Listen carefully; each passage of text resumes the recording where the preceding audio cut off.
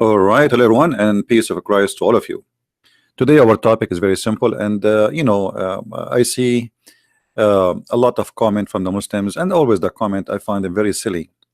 And I encourage the Muslims today, and for sure non-Muslims, and for sure us as a Christians, to open our mind and to try to be a little bit wise, and not to be copy-paste people, not to be copy-paste. What I notice about Muhammadan people, that they are copy paste, but they are not the only one is copy paste too. There's many Christians are copy paste too. We heard something, we repeat it. We don't study it, we don't investigate. As an example, I will give you an example about the Christian being copy paste. The Christian, they heard from somebody told somebody one day somebody says about somebody. As an example, somebody someday one day he said that Muslims are from Ishmael. And then you go to churches and you see the Christians saying Muslims are from Ishmael. Where this is coming from, we have no idea. Anyone ask for a proof? No proof. How you come to the conclusion? No idea. So this is an example of how Christians can be copy paste too. Muslims, they are suffering from the same problem. Copy paste. And copy paste here mostly is I find it funny. The same as actually the same those Christians who copy paste too is funny, because you should not copy paste, you should use your brain. When somebody says something to you, investigate what he just told you. You just don't take it for granted. What if he is wrong? Forget about he is being a liar. It's possible, right? Because a human being can be corrupt. Human being can be mistaken. Human being can be foolish sometime. So how we take somebody for granted just for saying so? Muhammad, he said as an example, the Kaaba was built by Abraham. There is any proof? No. All the reference says the opposite. Copy paste. All of them, they are copying one guy who said one thing one day. And why Abraham would go to Mecca? I mean, in the old days, it's not a secret that people immigrate, and then now, people immigrate for a reason, either maybe security or to do to live better, right? So if we go now to the map of the Middle East,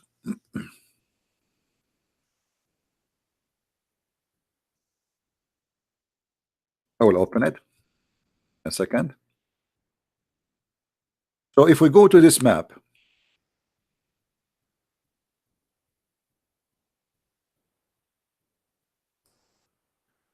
why somebody he was living in an area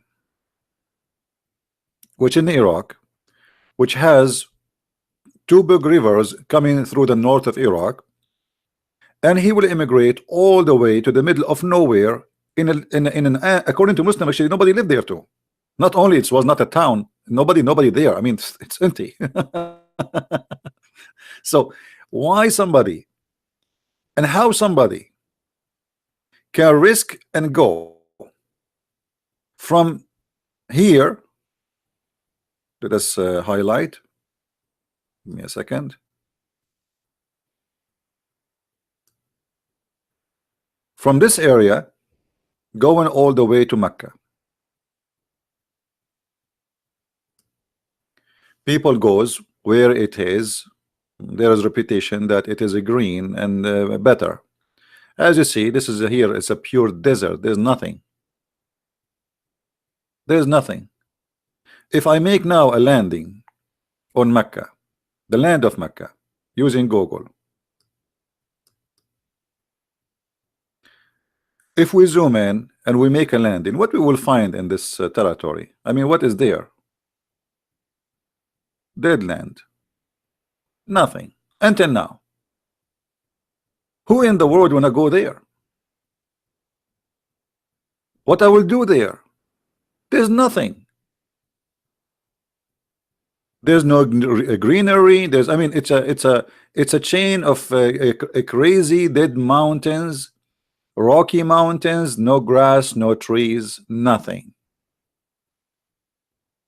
So why somebody wanna leave?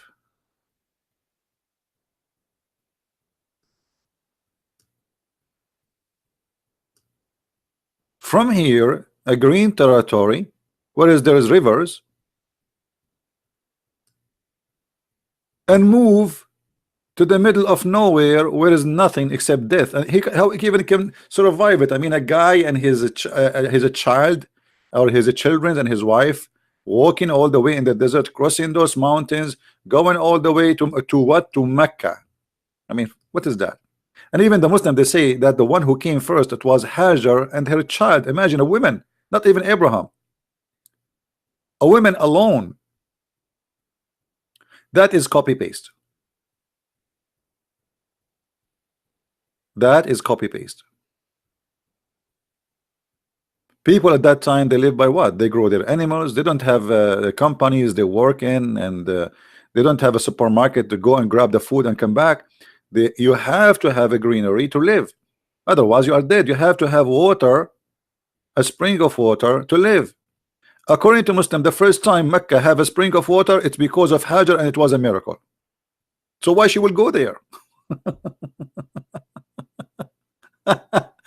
So copy and paste.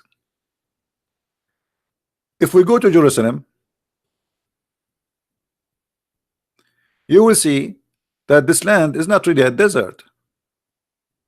Actually, it's a beautiful land. I don't know any of you. I never been in Jerusalem, by the way, but I saw a lot of pictures. But you will see there is a civilization growing for very simple reason.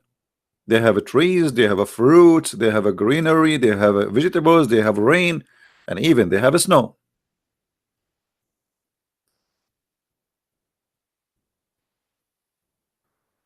Let us try to land somewhere here to take an idea. I don't know if we can land here. Now this is mountains, we cannot land. There's nothing to land on. Let us see what we have here. Anyway, I think you get the idea. Maybe it is. Here we go.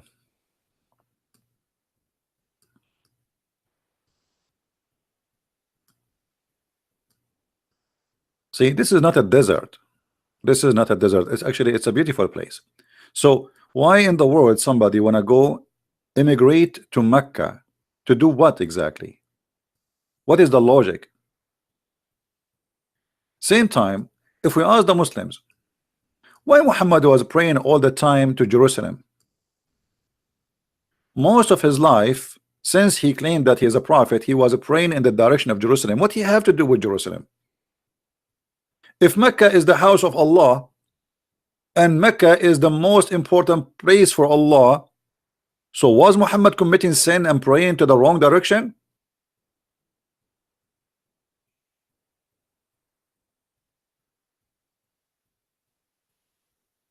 The answer is very simple.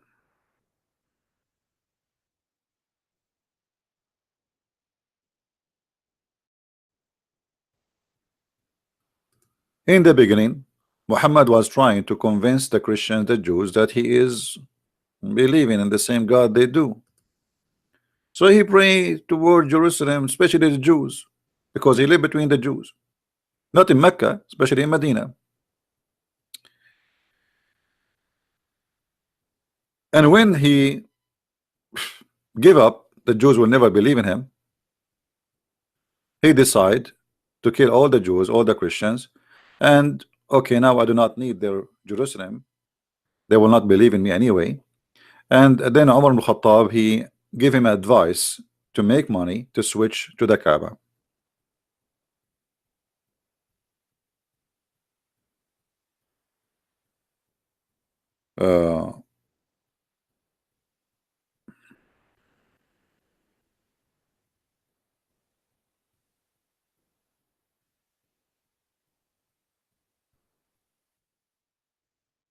We will not do the same. We don't want to be people of copy and paste. Neither you, neither me. That is not right.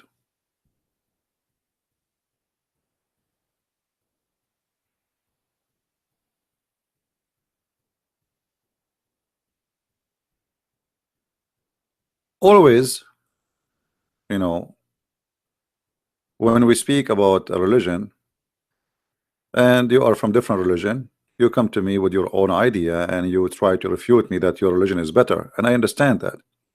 But always I find the Muslims answers are very funny and very silly and far away from any connection with the topic.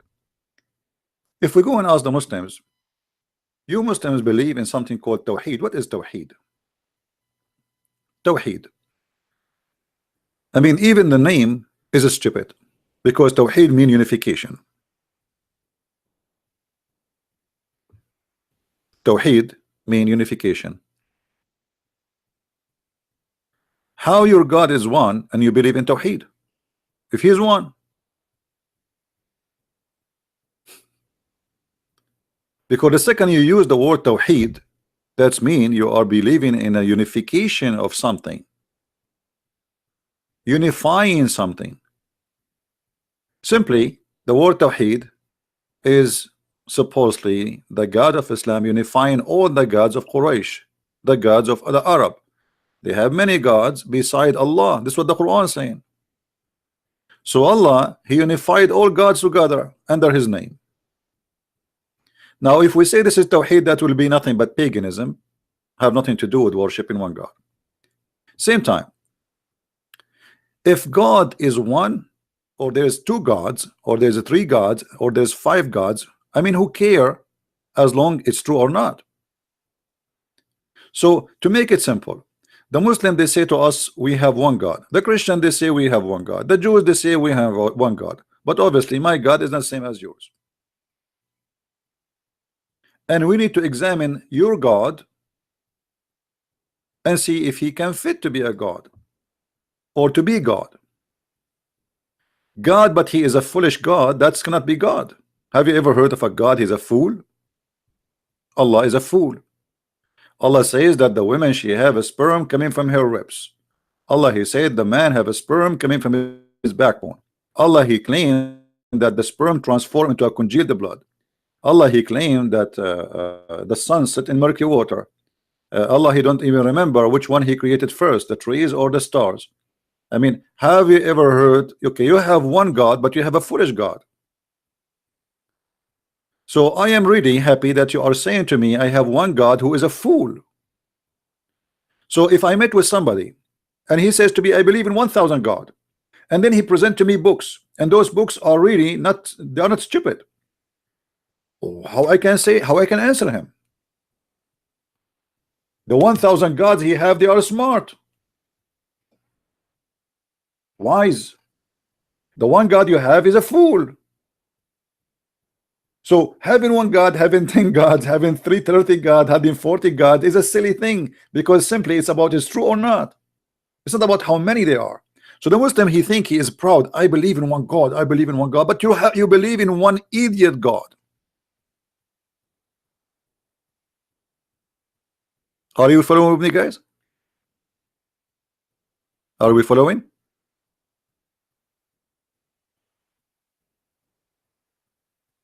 You want to explain to me Tawheed? You yourself, you do not know what Tawheed is.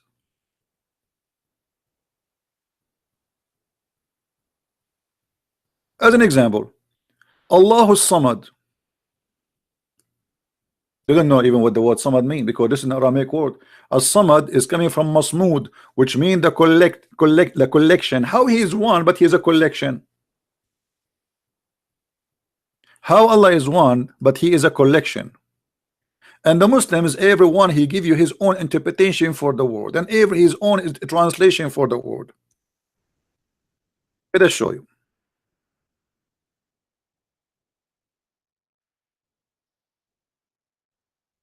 This is a chapter the Muslims always repeat for us. And let me show you how stupid this chapter is. قُلْ هُوَ اللَّهُ أَحَدٌ. Ahad here is not one. That's false. That's a big fat lie. Here we go. I will copy the word ahad in front of you, and I will paste it in the search engine, and I will show you that every translation the Muslims they have for the word ahad is not one. It's one off. One from many. This is what ahad mean. And to prove to you that this is what it's mean, look what it says in the last verse. وَلَمْ يَكُنْ لَهُ كُفْءٌ أَحَدٌ. If ahad mean one, how come in the same chapter it says none?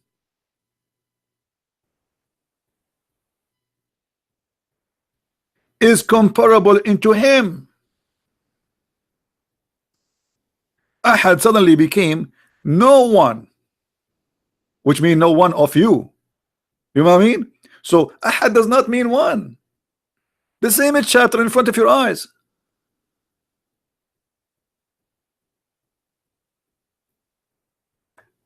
The foolish Muhammad was copying the Bible. Oh, you Israel, your God is Echad.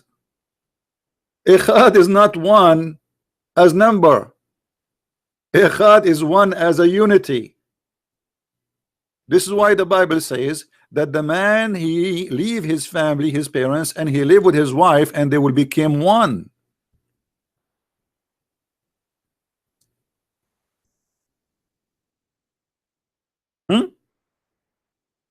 Muhammad here is a thief. He is copying from the Bible what is in the Bible, and he copied the word echad. This is ahad. You see how close even the word Qul huwa Allahu ahad in the Hebrew, echad. It's the same word. Echad is a word to unify, not about numbers.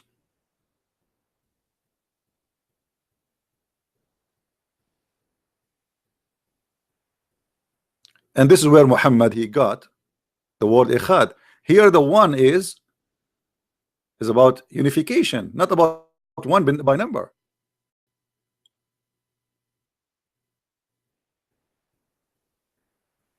And we have tons of verses in the Bible speak about echad as unification. And I'll give you an example how the man and the wife, they get married, and they became echad.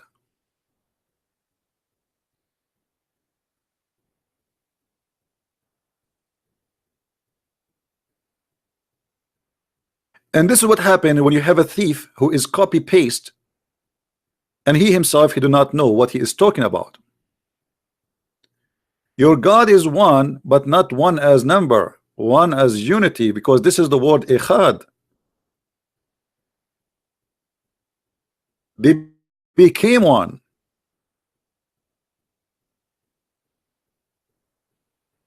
If you go to Genesis 2:24,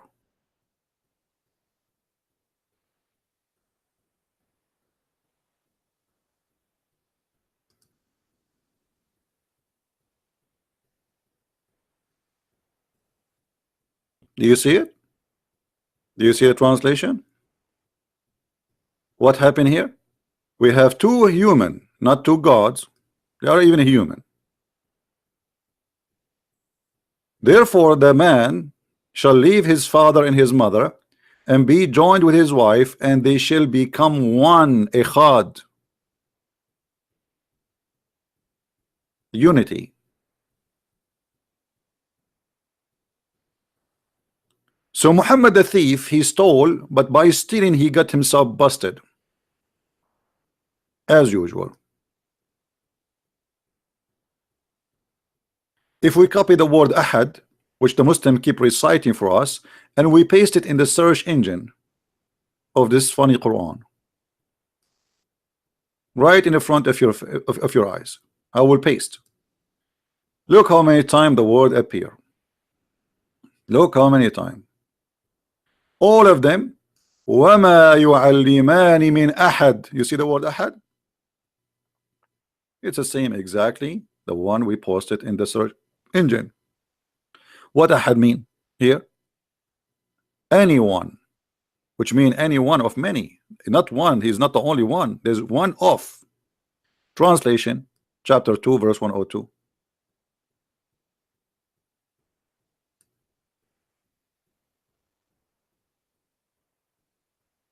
It says here, and they don't teach anyone. See how the word ahad became anyone in the translation? Forget about this word. Let us go to different verse. Chapter 2, verse number 136. وما نفرق لا نفرق بين أحد. أحد, you see it? We don't differentiate between any of. Chapter 2, verse 136. You see? We don't differentiate between any. We make no distinction between any of them. This is ahad. Do you see it?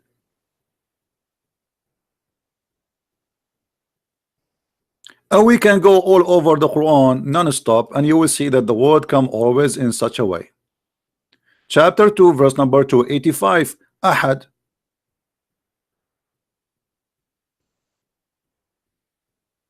Read it. Ahad mean we don't differentiate between any of. Ahad. Any one, which mean one of. To use the word ahad, that means there is more, there's more of you.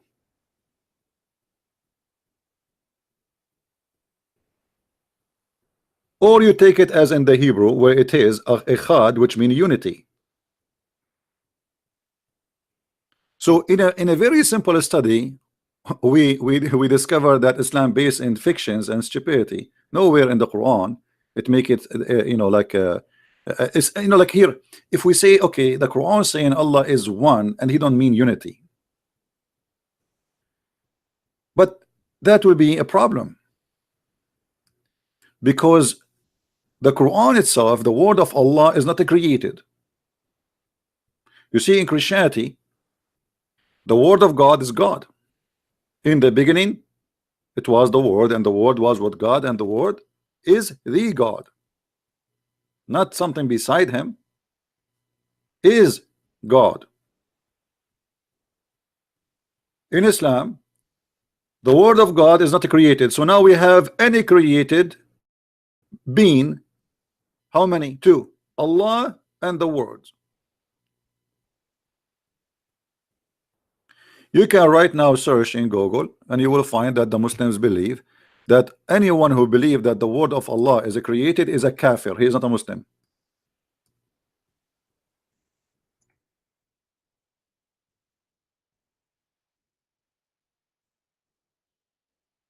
Allah words not created. Do you see it? The Quran is the word of Allah. Maybe may he be exalted, is not created. So now we have none created Allah and none created the word of who? I mean, look how funny this cult is. You say that Quran or the word of God is the word of Allah, but yet is not created by Allah. So it's created by who? You know what I mean?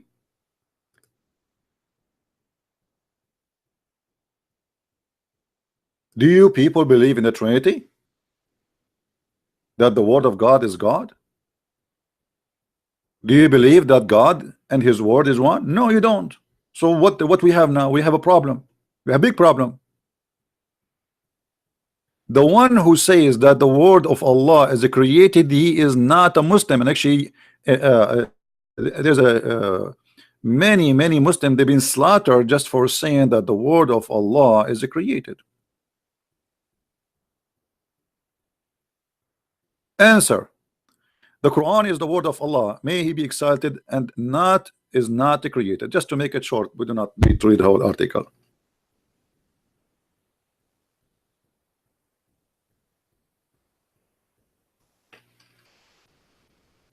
So now we have two divine. Is the word of Allah is holy? They say yes.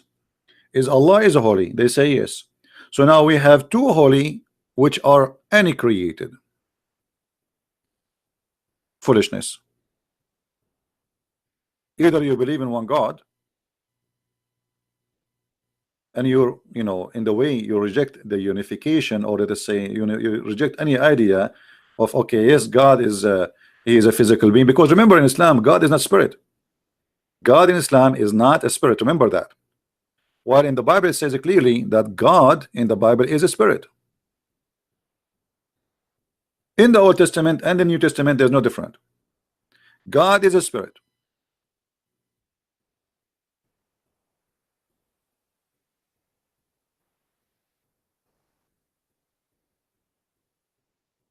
From the first verse in the Bible, it says clearly that there's God, not gods. We believe as a Christians in one God.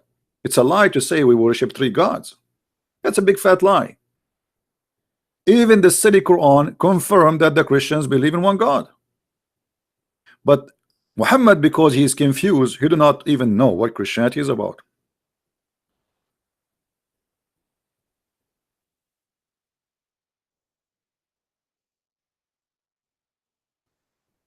Read carefully with me, please.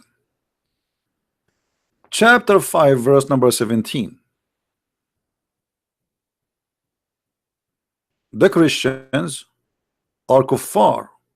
They are disbelief. Who? Because why? Because they say that Allah is the Messiah. You see, you Muslims, you lie to yourself and you lie to the Christians, and you keep spreading lies saying we Christians believe in three gods, while your Quran getting you busted saying no, no, no, no, don't lie about the Christians. The Christian believe that the Messiah, he is the God. And by the way, the Quran here is wrong, because we as a Christian, we believe in one God, yes,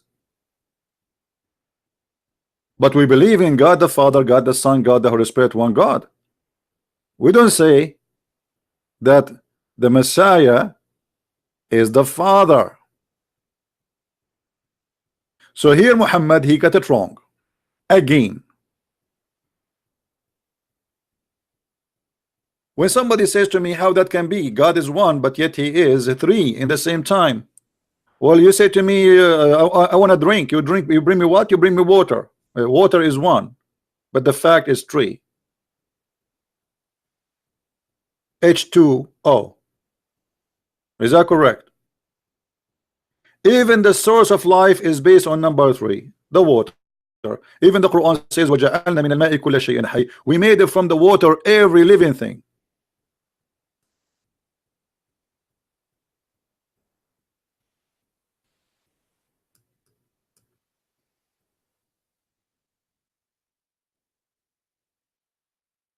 Hmm?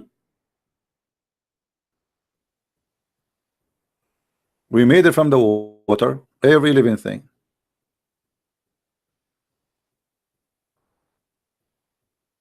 So what we will do now?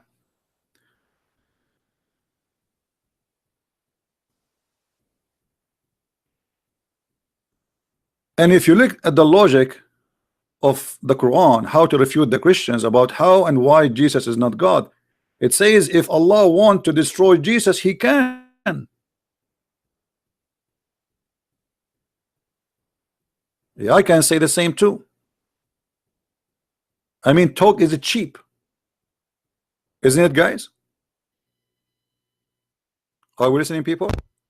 Talk is cheap. I can say now, if I want to destroy the moon, I can. I can look at the moon and can destroy it. Talk is cheap. The question is why Allah did not prove that he is God, and he make his threat as an example. I will give you a threat Allah he made to the Christians. Look at this. If Allah is a true God and he make a threat that you have to believe now before I erase your faces.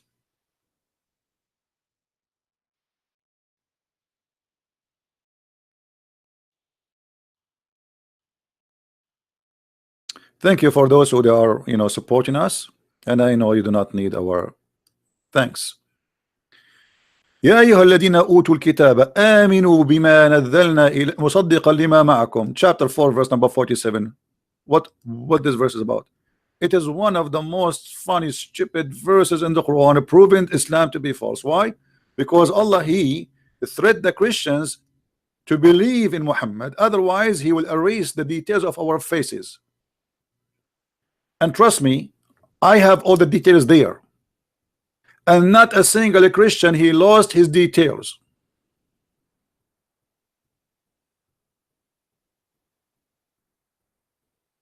So if Allah can threat and destroy Jesus, well, how he could not promise to destroy someone less than Jesus, me and you?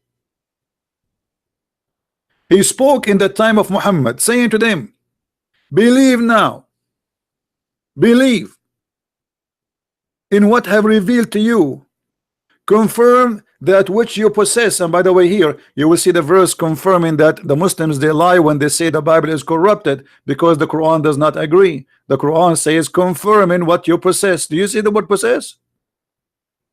Do you see it, guys? How the Muslims, they lie and they say our book is corrupted, and then it says you confirm what we possess. I mean, it's clear. And this is your Muslim translation, and this is your Muslim website. Like if this is a Christian Prince translation, they will say Christian Prince as a liar, as usual. It doesn't matter what you say to them, they say to you, you are a liar. So here, look what happened.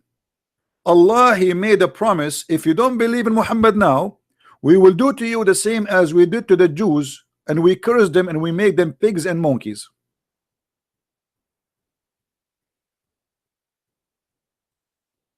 That's mean that this is not about judgment day, because the pigs and monkeys transformation supposedly happened a long time ago, before even Jesus, before Muhammad. So here's a threat, nothing to do with the judgment day, because the Muslim, they might try to say to you, oh, this is the judgment day. That's a lie. It's about, I will do to you the same as I did to who? To people who did that to them in the past.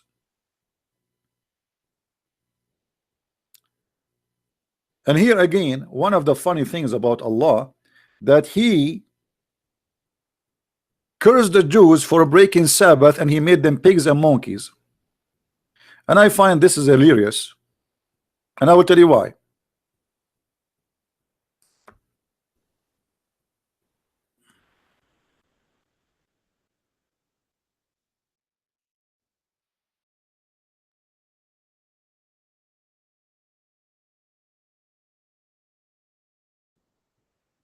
Imagine we have a God, and this God, he will transform you into a pig and monkey for breaking the Sabbath, but he will not transform you into a pig and monkey for raping a child, as an example.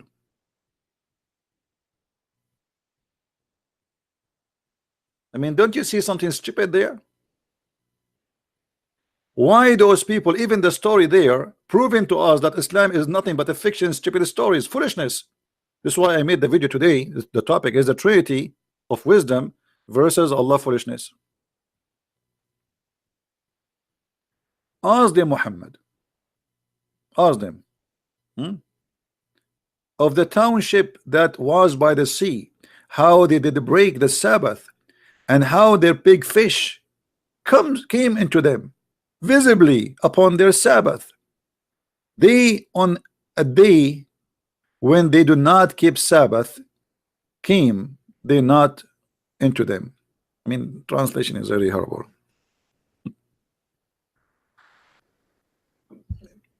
I will translate it to you. Actually, you know what? I'm not going to translate it. Hold on. I will open the interpretation of the Abdul, so they will not say he's making things up. Fair? Chapter 7, 163. Alhamdulillah. Alhamdulillah, brother. We have, Alhamdulillah, brother, we have a good religion. Brother, our religion, brother, is a very smart religion. Yeah, we will see that in a second.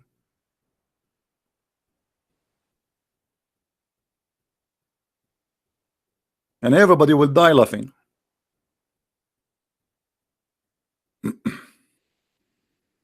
Please don't die on me. This is Ibn Kathir. This is not a Christian Prince. This is who? Ibn Kathir. He is not a Jew. He is not a Hindu. He is not an atheist. He is not a Buddha. He is not working for a Christian Prince. And I did not pay him a penny, because each time a Muslim leave Islam because of me, they say I paid him. I will go bankruptcy if I do that. Long time ago.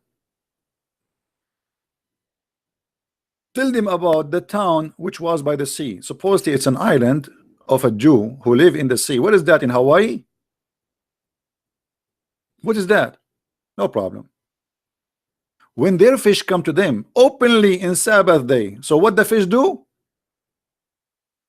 Visible in the top of the water.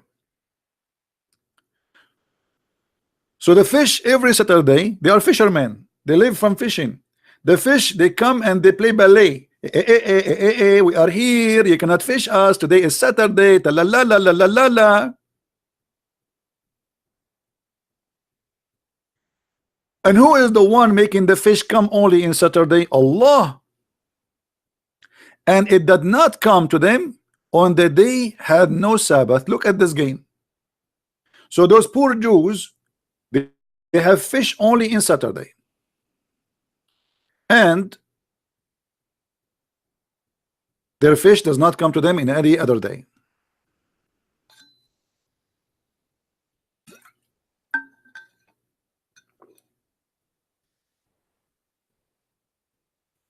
So how we can accept this to be from God? Allah, he says we made this as a trial. So now those people are hungry, and because they cannot eat, they have to fish in Saturday. And because they did fish in Saturday, we made them pigs and monkeys.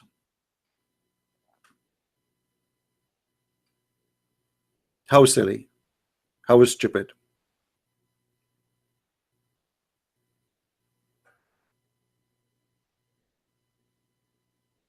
So Allah here, he claimed that he will do the same to us.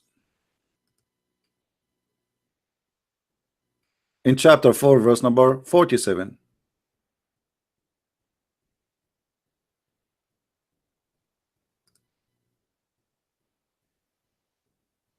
What he will do?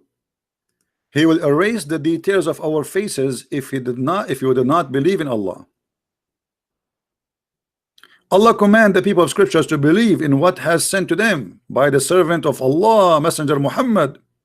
Okay, and he warned them, before we efface faces and turn them backwards. My face is backward already. And turn them backward, meaning we put their faces on their necks, on their backs. Oops. And we make them walk backward. Actually, right now, my brother, I am turning my back to the computer, and I am not really facing the computer because my face in my back.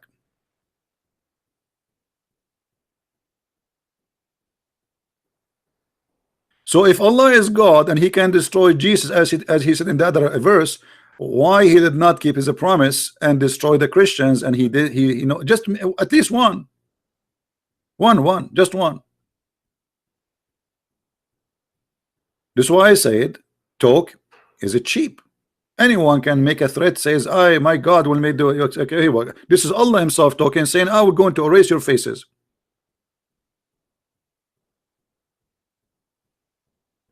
And not only that, and verily we have to put in their necks iron collars, reach into chains, so their heads are raised up, and we have put barrier before them.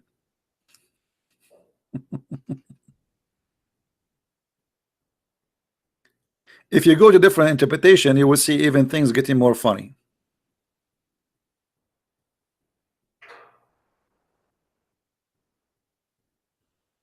How this can be from God? You tell me.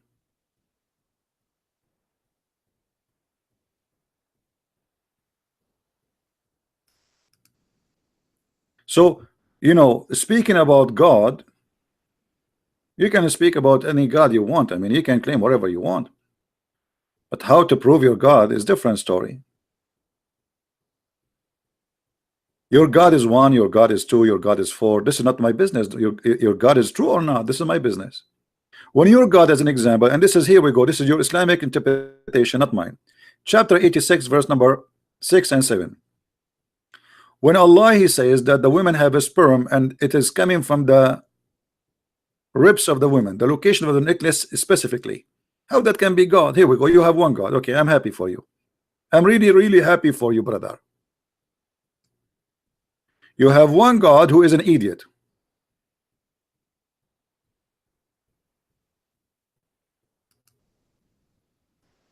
Is that what you are telling me?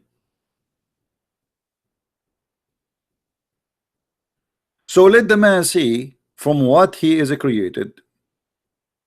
Okay, how you are created? Explain to us, Allah. Thank you. You are the scientist. You are super scientist. He is created from water gushing forth. He meant what? The sperm, sexual fluid that's come bursting forth from the man and the women. See, Muhammad is expert and his God is expert in sexual form of liquids. It's a gusting forth liquid. It's a sexual fluid. As you see, that's not my word. Come from who? From the man and the women, those that will make the baby. What is the gusting? What is the gushing fluid, sexual fluid? Come from the women will make the baby. Read carefully. Thus the child proceeded from both of them. Remember, the egg of the women is not a liquid, and liquid is a billions of articles or items. You know, it's not just one thing. The egg is an egg. The woman, she have one egg. She's not a fish. If you, Allah, think that the woman, she is a fish and she lay down like 2 million, 3 million eggs in a liquid, that would be funny. Then he explained where the sperm is coming from, proceeding from the backbone of the man. Yes, backbone. Yeah, true. Scientists prove that the backbone is where the sperm is coming from, meaning the backbone of the man and the ribs of the women. Absolutely, brother. Absolutely. And now the Muslims, to cover the shame, they start saying, no, what is meant here, you know, like they come with tons of fabrication to cover this stupidity.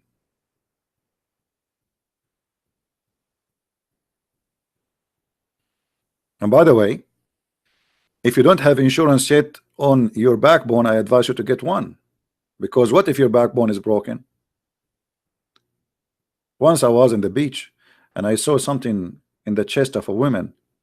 I thought it's a lotion. I was naive at that time. I was not too much knowledgeable in the Quran.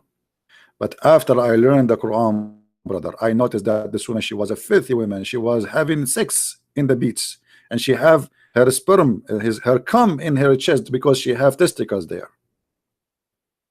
In all the world, women, they have a breast, except in Islam, women, they have a breast testicles. So your God is one, but your God is dummy and he's foolish. You have a one of a kind, dummy, stupid God who think the backbone is where the sperm is made. Oh, my backbone is hurting.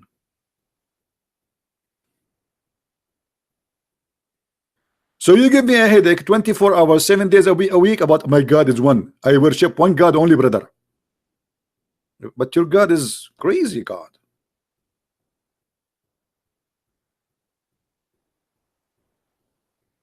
Your God literally is a crazy God. Your God believe in the flying carpets. By the way, my grandfather, he used to have one, but you know, Trump, he stole it. You know, those Americans, they steal everything, brother. Flying carpet. Ant speak. The ant, she said to the ant, and Suleiman, he laughed at her speech.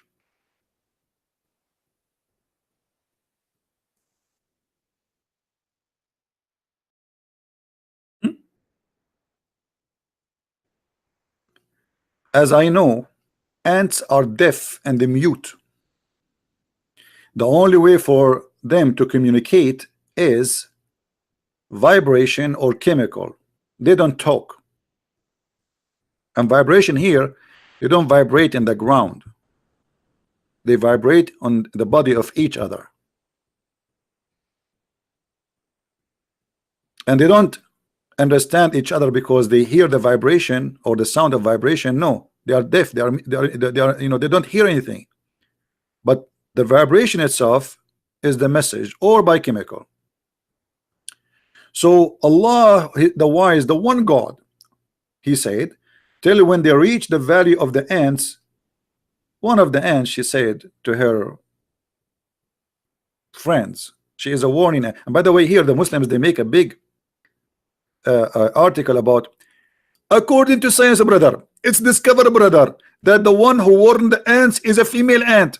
And brother, in Arabic, in the Quran, it says namla, and namla is a female ant. You idiot. In Arabic, any singular ant, we call it namla. This is the only word we have. We don't have namla, male and female. But because you do not know, they fool you. You do not know Arabic. Any bee, the bees, we call them nahla. Nahla, it's a female, but doesn't mean it's a male. Or any bee is a single bee, we call it nahla. Namla. Any fly, we call it dubaba. Female. This is the nature of the language. This is not about gender.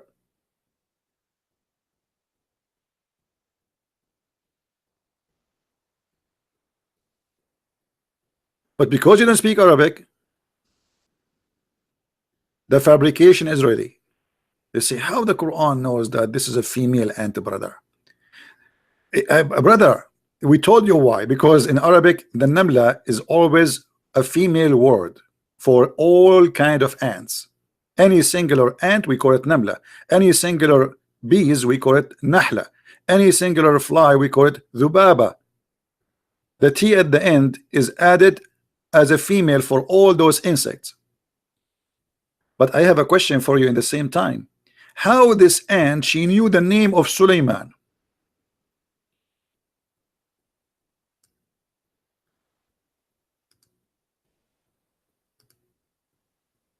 What happened exactly? I want you to translate to me in the language of ants, Suleiman.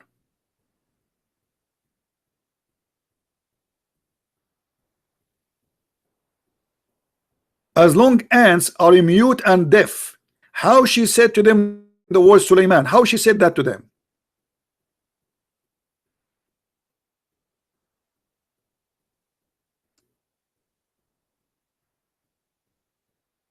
Any Abdul? I'm serious. I want to know how she said the word Suleiman.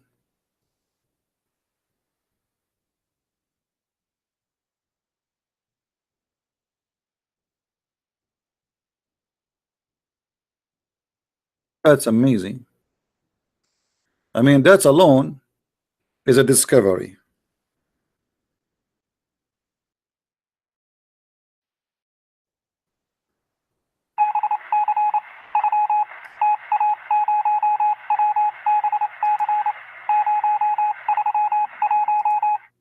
Is that how?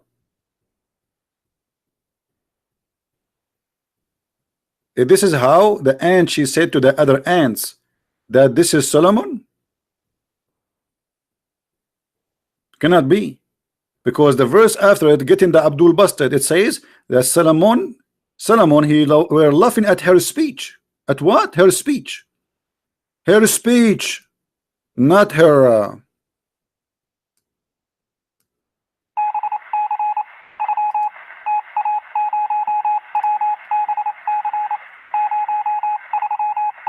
Brother,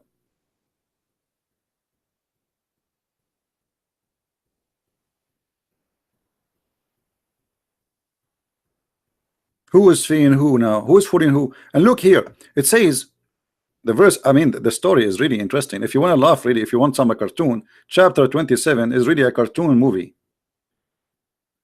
Suleiman, he laughed and he smiled at her speech. But hold on. Allah, he taught Suleiman the language of the birds. How Suleiman understanding the language of the ants?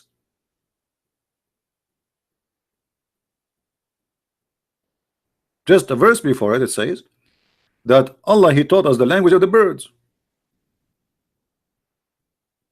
Maybe Allah, he think that the birds are ants too. So look what happened. Allah, he taught Sulaiman the language of the birds. He sent him to school to study birds.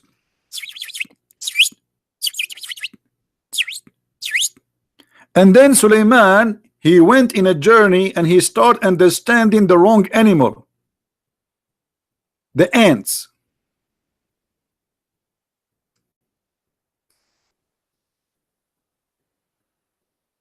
What's happening here?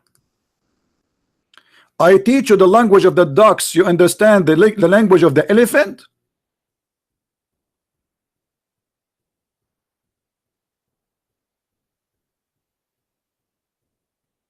I feel like I want to convert.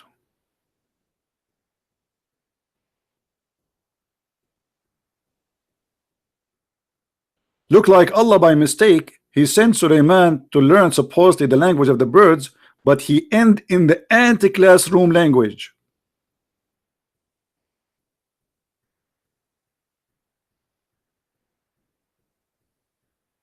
Here we go, you have one God, but he is a silly stupid God. Are you happy?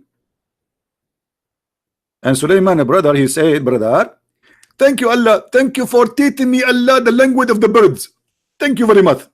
But you did not understand the language of the birds. You're, hold on, later he will speak to the bird. Hold on, a verse after it. Chapter 20, Sulaiman is a king, by the way, who have an army. Anyone remember his army contain what? You have one God, right? Look at this God. Anyone remember the army of Sulaiman contain what? How many brigade? 3 brigades. Who remember?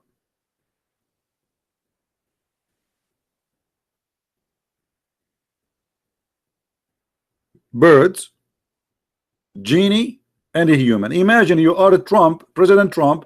Now he is going to send 1 million birds to attack Venezuela government. A king, his name is Solomon. He have a brigade of chickens.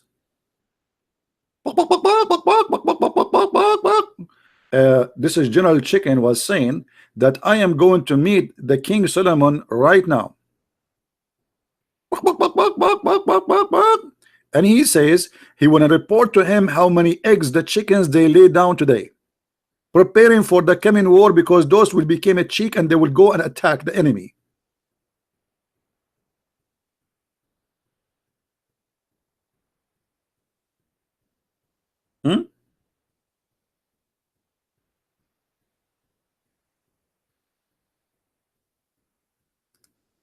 Somebody's asking where we can find that he have an army of jinn and chickens.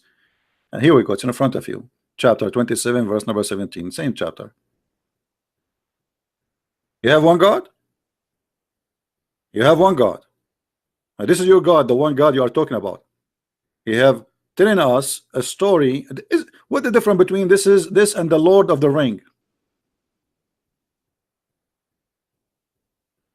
An army of a genie. What is that?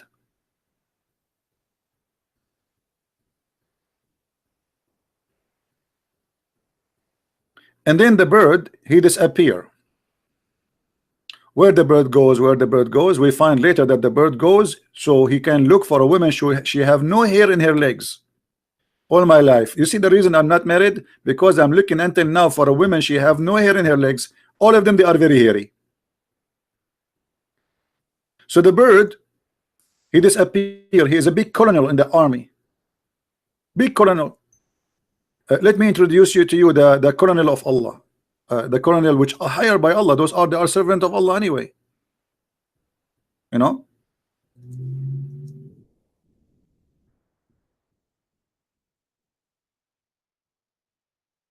This is Colonel Al-Hubhub. Obviously, he looked like a colonel. We have to be honest. He looked like a Roman colonel. So the one who come with this story, he chose the perfect bird. He is not even in the size of your hand. And this is the guy who is a minister. He's not only a bird, he is a minister of irrigation. And he is in charge of finding places to attack. And he is in charge of finding women who have no hair in their legs for a Prophet Solomon. Should I salute him? You have one God. but your God is a silly, stupid God. So you give us headache about one God, one God, one God, and then you come with this. This is your God.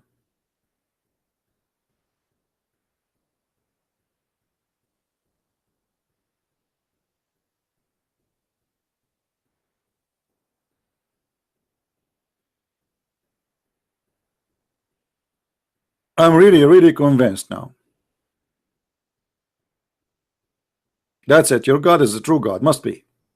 And look, he's looking at me, by the way. I don't know why he's doing that. Do you think he's going to attack me with his beak?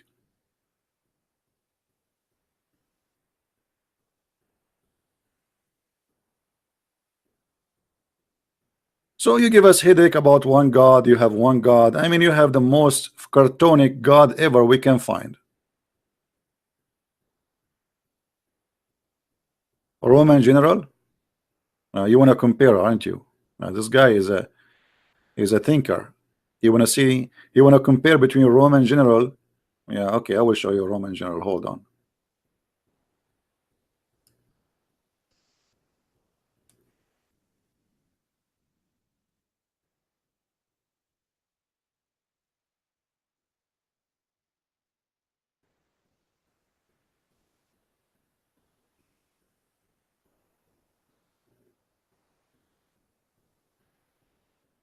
See, I told you they look the same.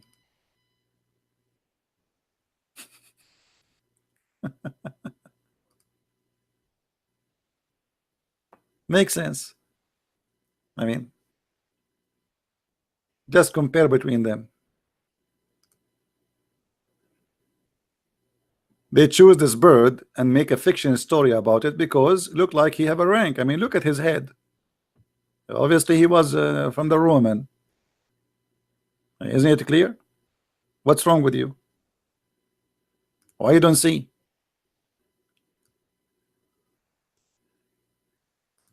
Why you don't see? Why? Why you are blind? Why? You Christians, Jewish, Hindus, Buddhas, atheists. What's wrong with you? They are cousins. If they are not from one family, maybe. Look at this. The funny, there's the Muslim, they keep saying to me in text, you are a liar. I'm showing you, Abdul, in front of you on the screen, the story. What liar about what? I mean, it's amazing. You show them the story in the front of their eyes. It's written. I give them the chapter number, the verse number in the screen, their translation, their interpretation, and yet they say to me, you are a liar.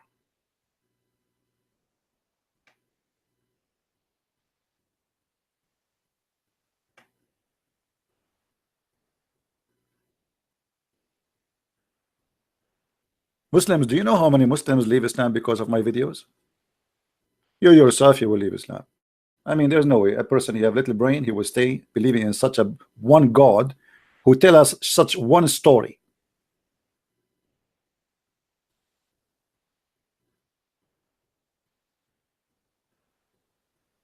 Hmm?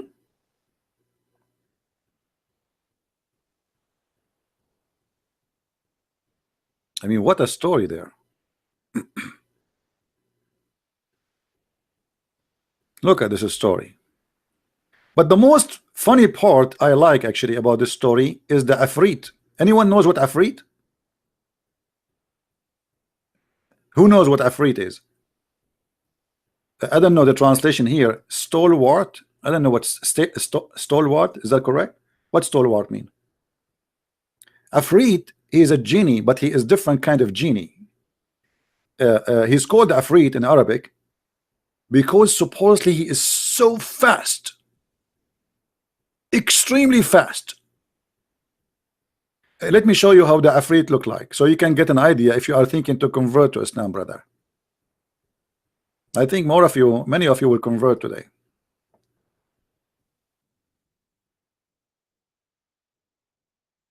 Afrit. Here we go. Let me introduce to you Mr. Afrit. This is how in Islamic movies they picture Afrit. This is how he look like. He's bald. He have like weird look, you know. This is Afrit. He's big. I don't know if you saw like a movie like Aladdin where he have what they call it, uh, the candle. So he wiped the candle from the dust, and then Afrit come from the genie. You call it genie in the bar, right? This is the Afrit. The story of the Afrit is coming from there. But this Afrit have something special about him. He is so fast, extremely fast, not like the one you see in the Hori Butar story. You know, this is very, very fast Afrit, extremely fast. This is why you see here in the verse in the Quran, the Afrit, he said to him, if you want, I can go and bring you her throne, because the bird, he described how big her throne is. I can bring you her throne before even you blink your eye. You see how fast this Afrit is, brothers and sisters.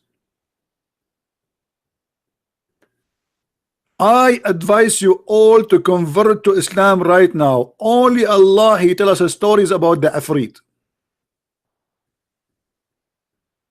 Let me see if I can find you a better picture of the Afrit. Hold on.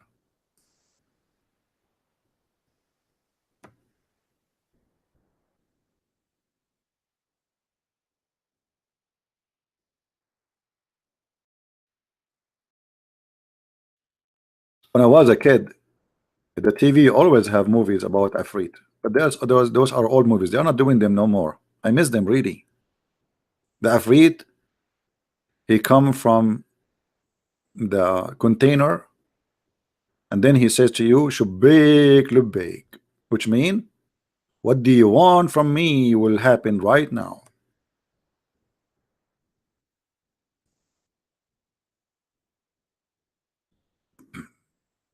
Yeah, this is like cartoon about it. Here we go. Like there's many cartoons, but this is exactly what the Afrit he present. Let us show you in the screen. Hold on.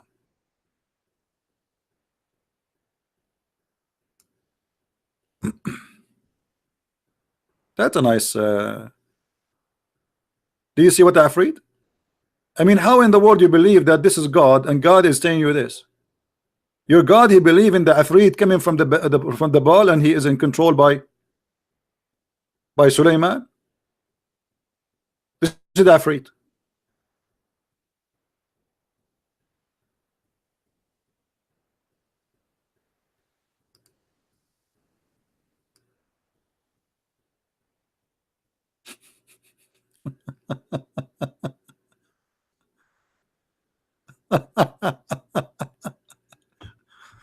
So this is the Afrit who said to Sulaiman, do you want me to go and bring her chair for you, her throne? I am truly convinced. I don't know. I think by the end of the day I'm going to convert to Islam. By the way, let me tell you the news the Muslim one day will say, and count my words. One day Christian Prince will die. All of us we will die. Anyway, today, tomorrow, who care? I'm a believer. I am not worried about it.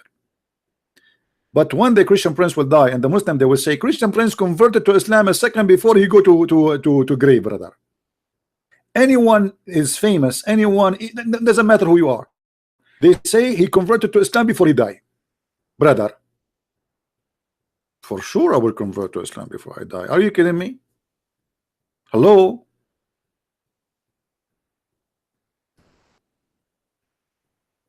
I want to have a Afrit. I want to have a Afrit. You know, here I have a complaint to Allah. I mean, why you don't provide every citizen with Afrit? You put him in the ball, you wipe the ball, and then he come out, he says, what do you want? You said, go to him, go and get me a grocery for free. I mean, why you go to work, and why people, they just, you know, build for me a house. Who is the one who built for Suleiman his palaces? Anyone remember? Who knows? Who is the one who built to Suleiman his palaces? Builders, normal builders? No, Afarit, genies.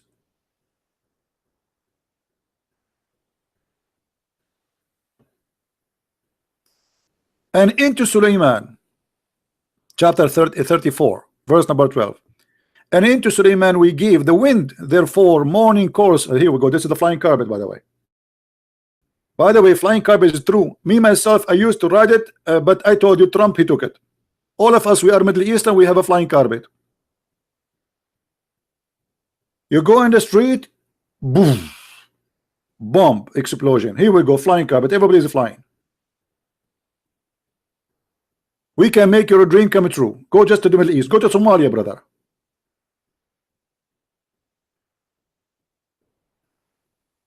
So we give Suleiman the control of the wind. What does that mean? You go to the interpretation, it says that he have a flying carpet. We can show it if the Muslim want me to show. Wherefore the morning course was a month journey. By the morning, look how fast the carpet is. I mean, why you don't want to believe in Islam? What's wrong with you? He would go, we have one God who believe in the flying carpet. You stupid idiot. How dare you to reject this religion? We are the only religion, brother, who believe in the flying carpet.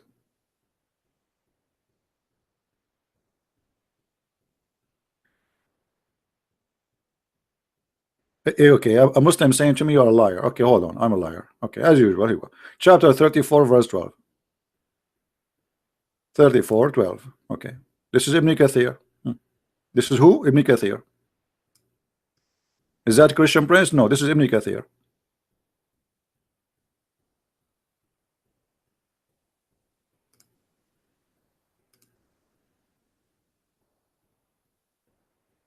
Read with me, brother.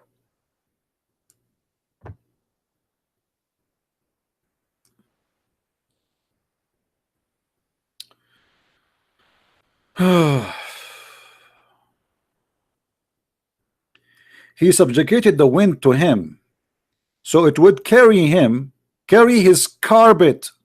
Guys, does it say carpet or I'm making things up? Is the text clear or it's small? Let me zoom in. Let me zoom in. Does it say carpet? And by the way, the Islamic translation for Ibn Kathir in English is big fat lie. They try to make it look nicer. If we go in Arabic, it's going to be more hilarious.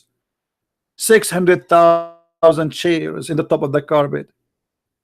His equipment, camels, horses, donkeys, soldiers, tents. The whole country is a flying on top of the. It's not a flying carpet for Suleiman only. If you think this is a flying carpet of a one guy, you are wrong.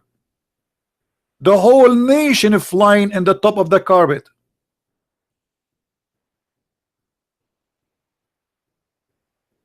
Let me see here if they show some honesty in the translation. Hold on.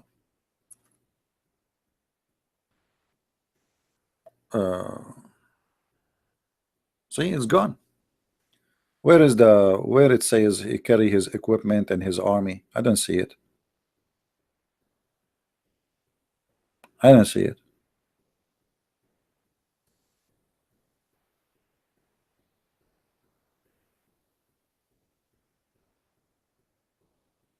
No. It just says here, may peace be upon both. He subjugated the wind to him, so that he carry his carpet, would carry his carpet one way for a month, then back the next month.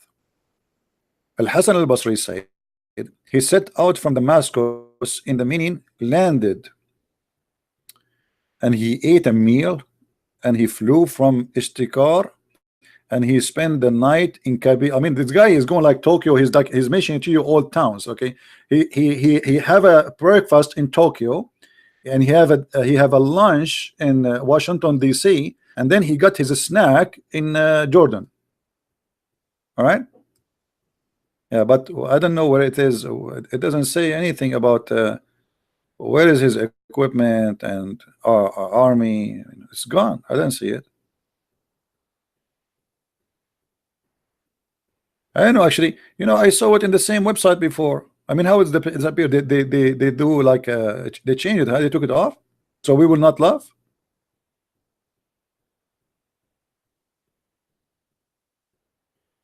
Hold on, I'm not going to let it go. I don't accept. I don't accept. Give me a second.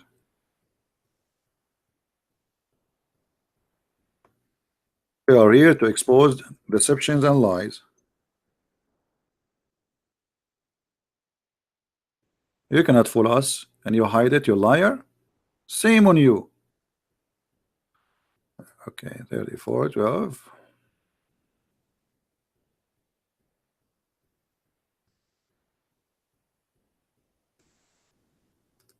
I will go to the Arabic, Ibn Kathir in Arabic. But let us see here first. This is Tafsir al-Jalalain.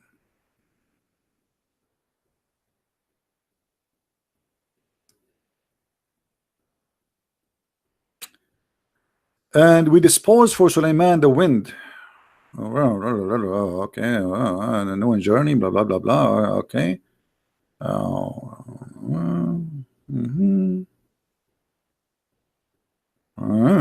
Nothing here. Hold on. See, they lie. No problem. No problem. Ibn Abbas. Okay. Journey.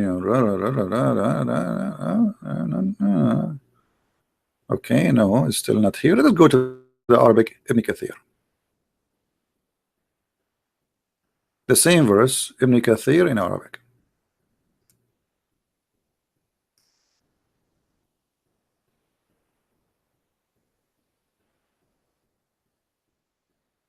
Hmm.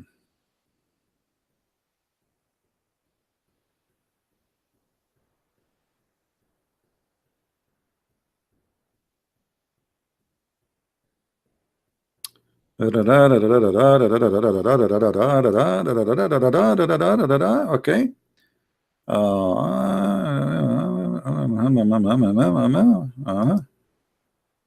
Okay.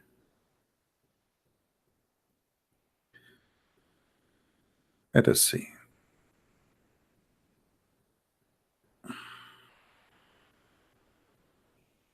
I cannot find it here. Hold on. I'm not going to give up. I have to find you. I don't like to say something without finding the reference. Let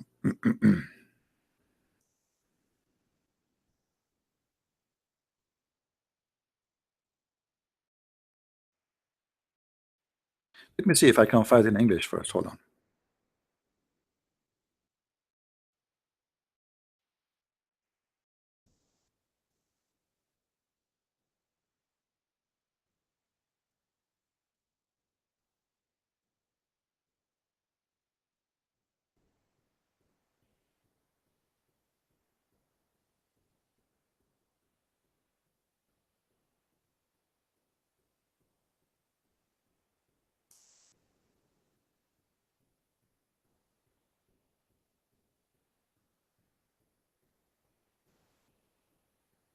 Let us see. Here we go. Here we go. You see, I don't like to mention something without proof. Ibn Kathir.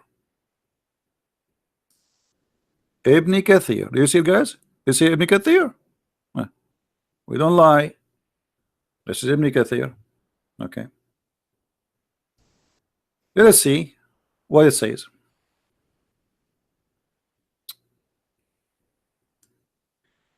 During his time, horses were the common mode of transportation. They were very etc. and carry blah blah blah. Okay, and then hold on. Uh,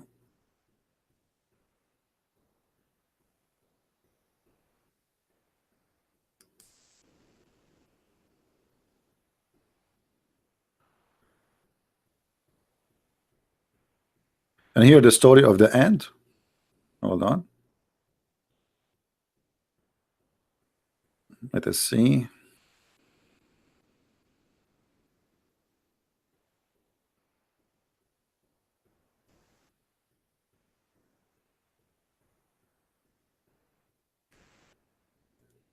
Let us look for the carpet.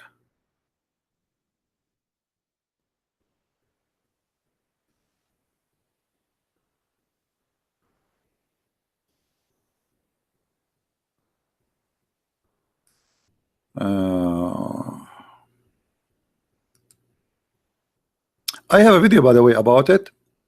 They try to delete, but they cannot. I have it already recorded in their screen,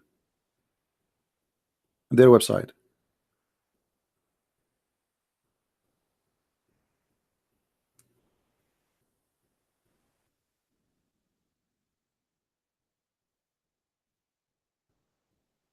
Mm, mm, mm, mm, mm.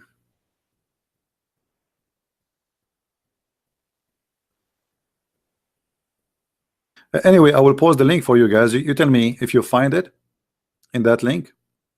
Let me know if you find it where. I'm not going to waste the whole time just trying to read the whole article.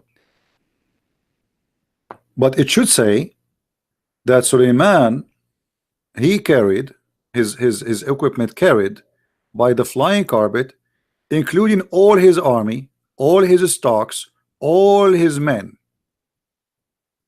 all.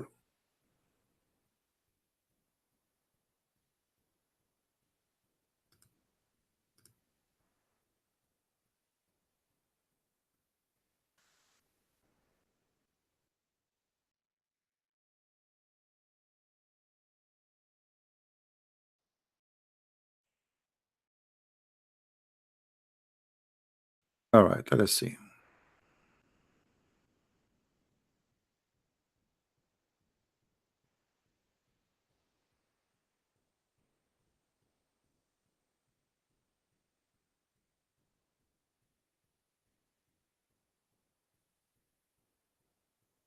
Any Muslim have an objection?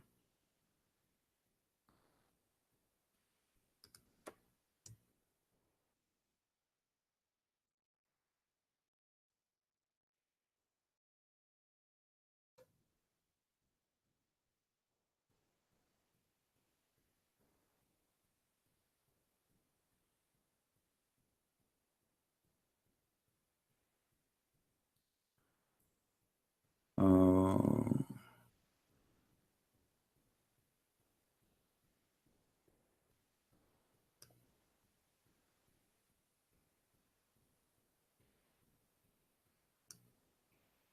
let me show you this reference here,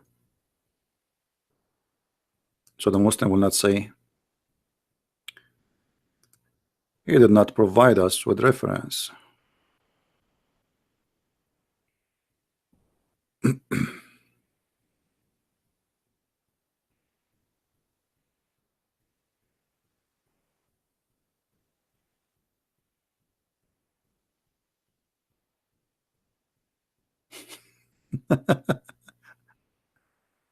You should see what I'm reading. Uh,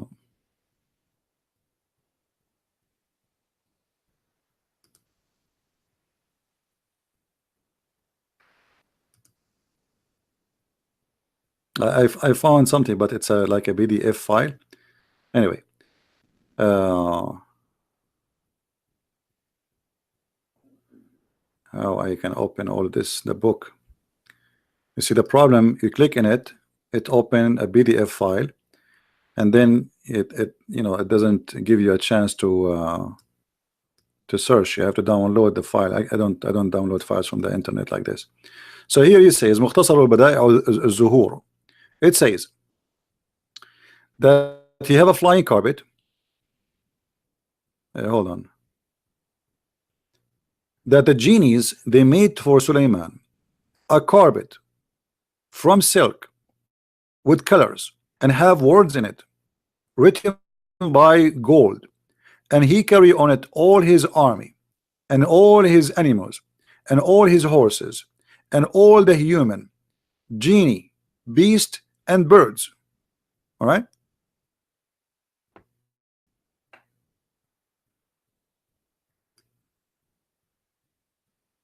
So to make it simple, your God is one God. I cannot say anything anymore. But your God is the most silly God ever.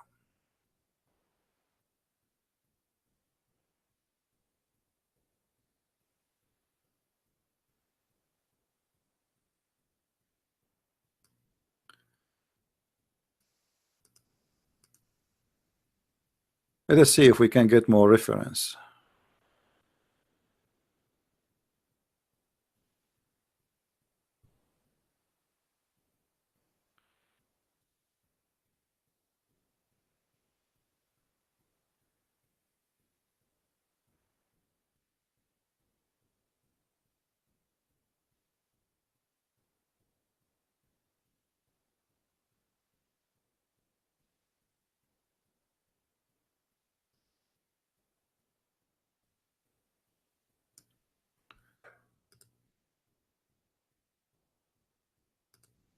Let us go here.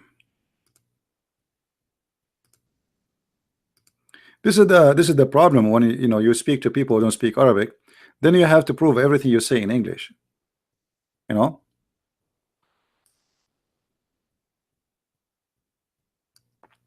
Hear the story about this woman who entered the place where she is a queen, and because the shaitan, he don't want Suleiman to like her because she have no hair in her legs, as the bird he told him. When she left her legs up, the shayateen, they made the legs of this woman hairy like a monkey.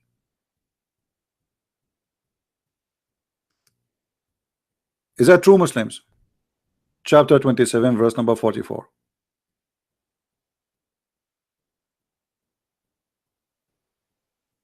You don't believe me? Let us see the interpretation. 27:44.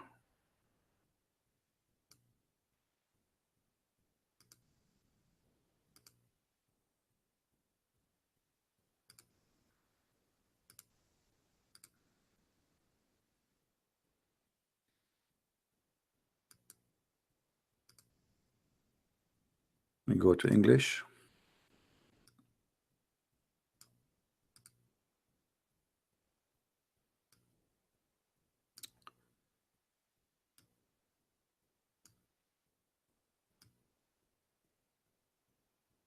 And look here, not only they made her hairy, they made her look like she have a legs of an animal.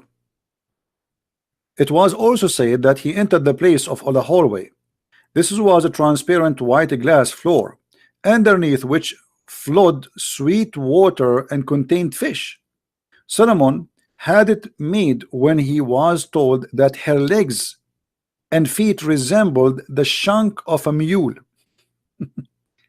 And when he saw it, she supposed, which means he made her, she think this is a pool, so she have to walk in the water. But the fact it's not really a pool, so she have to lift up her skirt because he want to see her legs. So supposed to be a pool of water. So she breathed her legs to wade through. Meanwhile, her legs feet were in fact fair. He said to her, it is a hallway paved smooth with the crystal, etc., etc., etc. And then she said, my lord, I have wronged myself by worshiping the other, etc., etc., etc. Different interpretation.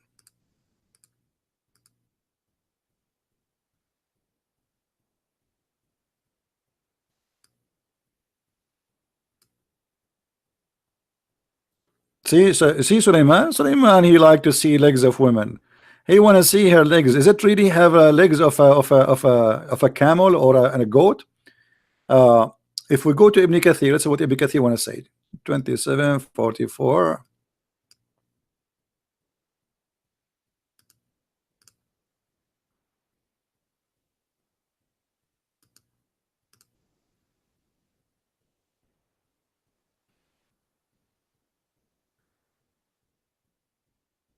All right, this is Ibn Kathir.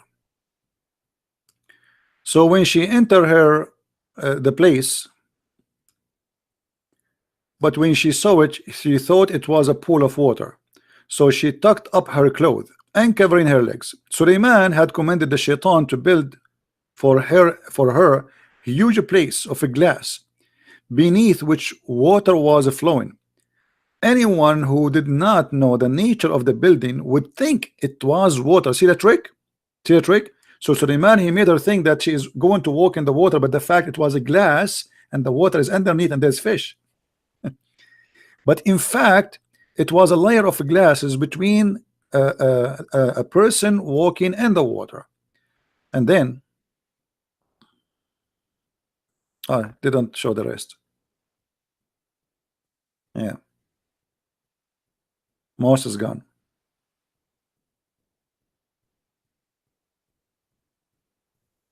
Anyway, I mean, all of this is hilarious. It's madness. It's stupidity. How in the world you come to me with worshiping one God, but your God is nothing but a fairy tale storyteller? Not only that, if you notice with me, The Muslim, they say that having idols are haram, right? Having idols are haram. But look, Sulaiman in the Quran, who is a prophet of Islam, he was ordering his genie to build for him synagogue with statues. Do you see it?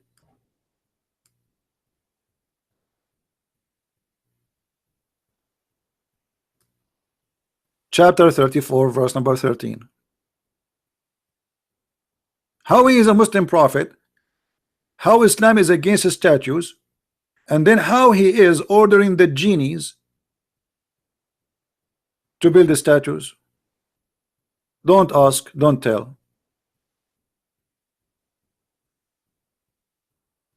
You do not know what statues? You don't know really? Search Google. Statues. Statues. This is what statues. Here we go.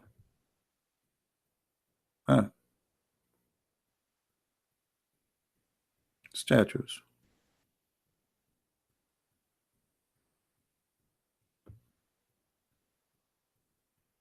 Why statues in the house of Allah?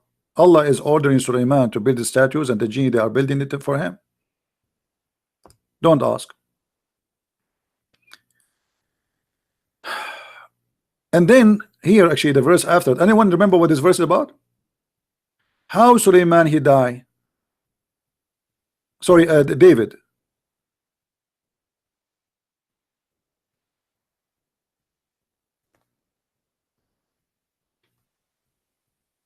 The death of Sulaiman and the death of David. Sulaiman, when he died, because he's a king, he's in charge. Allah will not make those who hate him know that he died. So what he did? Sulaiman, he died holding a stick in his hand.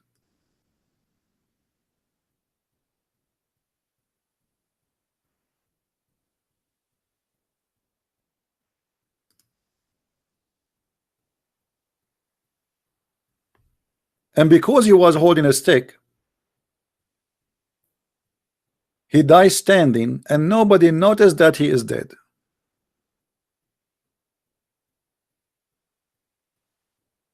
Is that true?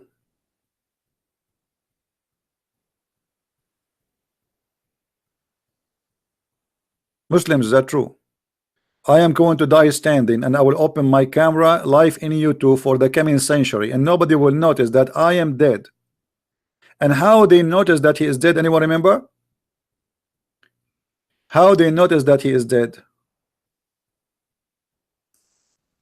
Sulaiman, he was using the wrong stick. He was using a stick made from wood. Never use wood, especially if there is a termite in the area. I mean, come on, Sulaiman, you never heard of termite? The termite, they ate the wood of the stick, and then people did notice because he failed.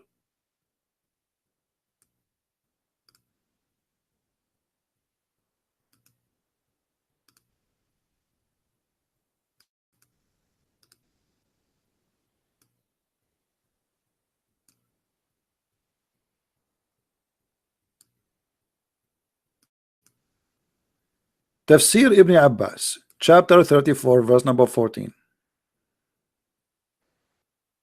For Solomon died and remained standing. That's normal. For a year. For how what?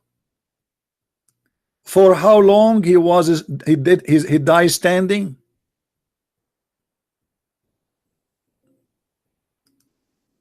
Abdul, are you there? The guy, he died, and he is dead standing for a year. A year. And nobody noticed. And nothing showed his death. Wow. True story. The death of Solomon to them saved creeping creatures of the earth. A wood worm which went away his staff. Solomon, brother, I told you, buy treated wood with chemical. They will not eat it, brother. I mean, why, Solomon, you do that? If that piece of wood is not a wood, or it is a special kind of wood treated by chemical, now until now Solomon will be standing. I believe in one God who teach me that there's a guy, his name is Solomon. He died and he was holding a stick in his hand, and because of that nobody noticed that he is dead for a year. My God is one God, his name is Allah, brother. And then the termite, the worms, the woodworm, they start eating his stick, and then he fell. And when he fell to the ground, the jinn so clearly had how, which means now they knew that he is dead. The jinn and the human being so clearly that they do not know the unseen. Supposedly Allah now he know. I mean, look at this story. So and what is the wisdom of this? Allah, he made Sulaiman die in the stick for a year, so they will not know and they will not go rebellion. Okay, why Allah don't make him live a year longer? Oh boy. Somebody saying to me, do you dare to debate with Zakir Naik? My friend, the question is, do he dare? Do you dare? What is your scholars? You know, we have our Skypes open 24 hours, 7 days a week when we go live on air. And where are they? And I made, by the way, I changed this dummy Zakir Naik. He said, I don't know if this is assistant, but this is Facebook. They said to me, he have no problem to debate you, but you have to bring with you, I think he was in Bangladesh, 2,000 viewer. You have to provide 2,000 viewer. Yeah, who wanna go with me to Bangladesh? And I will pay for 2,000 ticket. And who is Zakir Naik, by the way? Zakir Naik is an idiot. He's stupid. He does not know anything about Islam. They asked Zakir Naik, why a woman, she isn't a prophet of Islam? Do you know what he said? Brother Tita, they ask a question. Why in Islam we have no prophet to the women? I confirm to you, first of all, in Islam there's no woman to the prophet. And the reason for that is very simple and very logical. Because if a woman to become a prophet, you have to lead the congregation. And if you lead the congregation, you have to do and we do. And he have to bend over, and he bend over, that will disturb the contradiction. Thank you very much. Translation for the Urdu English. There's no woman in Islam she is a prophet, because if she is leading the prayer, she will bend down and everybody will look at her ass and they will forget about Allah. This is the answer of a scholar.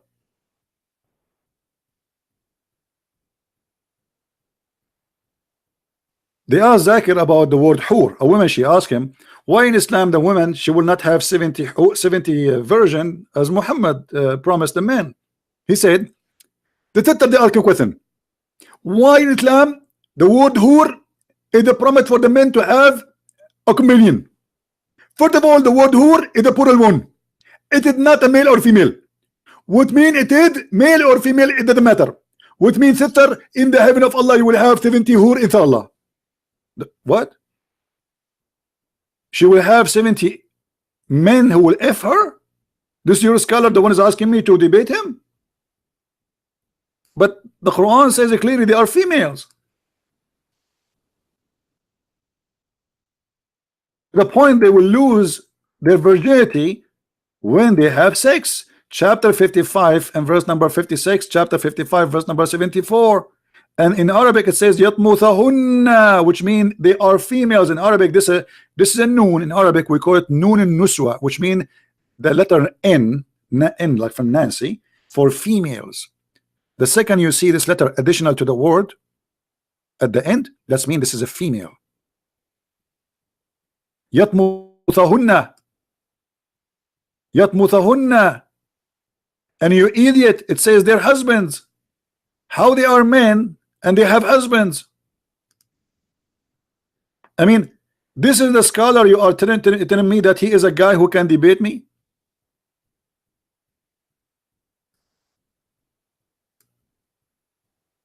And by the way, here the translation is absolutely false.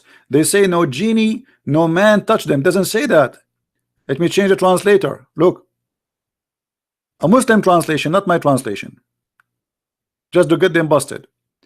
It says that no man, no genie had F them and made them lose what is inside their vagina, the skin, which will make you lose your virginity if you're a female. Do you see it?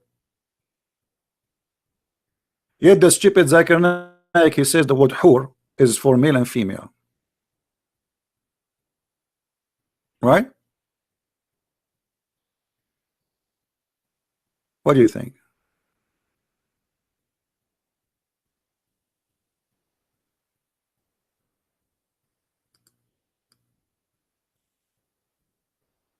And Abdul?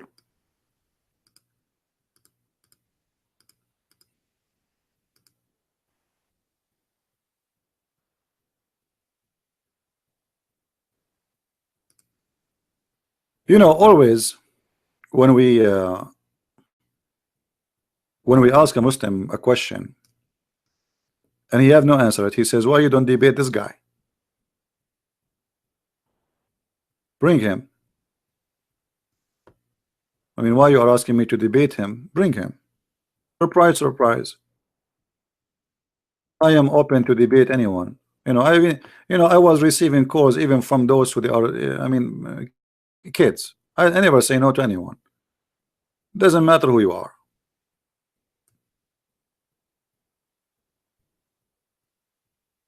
Right? Doesn't matter who you are. I don't care.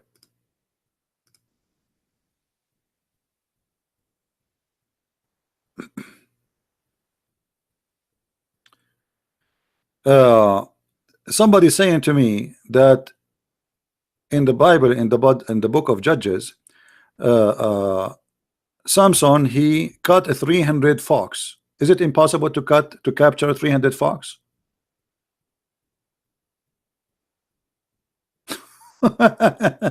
This is a fairy tale.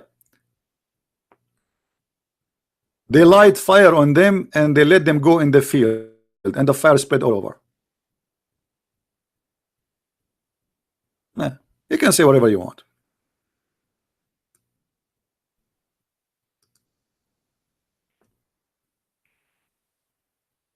Capturing 300 fox is a fairy tale. Why?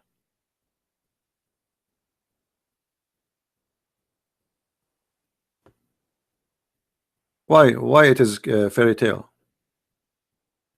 Are you saying in the time of Solomon there was only 2 foxes, you and the other one, and you and your dad? Is that what you mean? And that in the time of Samson, there's only 2 foxes, you and your dad. So what the problem with 300 foxes? We can change the number for you if you want. We make it yeah, we make it 1,000. Anyway, so the point of what we saying today, you keep telling me about one God, one God, one God, but your God is a silly, stupid God. You have one God, but he is not wise. You have one God, but is stupid. You have one God, he don't even know how the earth is created. You have one God, you do not know how the baby created. As an example, Muhammad, everything he said is coming from Allah. When your God, he said the sun set in murky water, and the Muslim, they try to defend that. They say, oh, this is how it appeared to Zulqarnain. No, that's a lie. That's a big fat lie. Quran is so clear. Read with me carefully. Allah is talking until now, not Zulqarnain, until when he reached the sitting place of the sun. He reached what? Where is the sitting place of the sun? The guy, Allah, he gave him the way. Allah gave him victory. And then he stopped where? Until he reached the sitting place of the sun. But this is a journey of many years, not a day or two. The guy supposedly he controlled the earth from the east to the west. This is what the Quran is speaking about. Ask Allah, where is the location where the sun set? Where is that? And he found next to it people who live there. And he found it sitting in the murky water. The Muslim today, to cover the shame of the Quran, they say, oh no, no, no, no, this is how it appeared in the eyes, in the eyesight of this guy, Zulqarnain. Lie. Let us get you busted.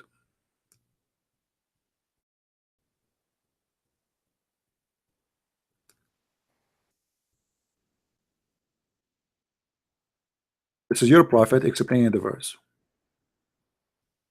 I was sitting behind the messenger of Allah, SAWSFM.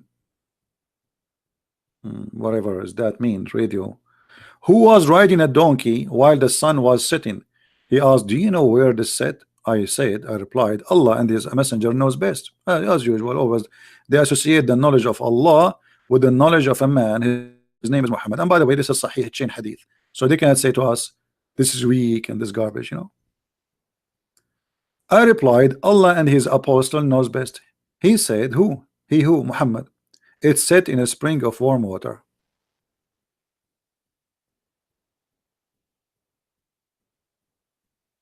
So you have one God who believed that the sun set in the murky water. Nice to meet you.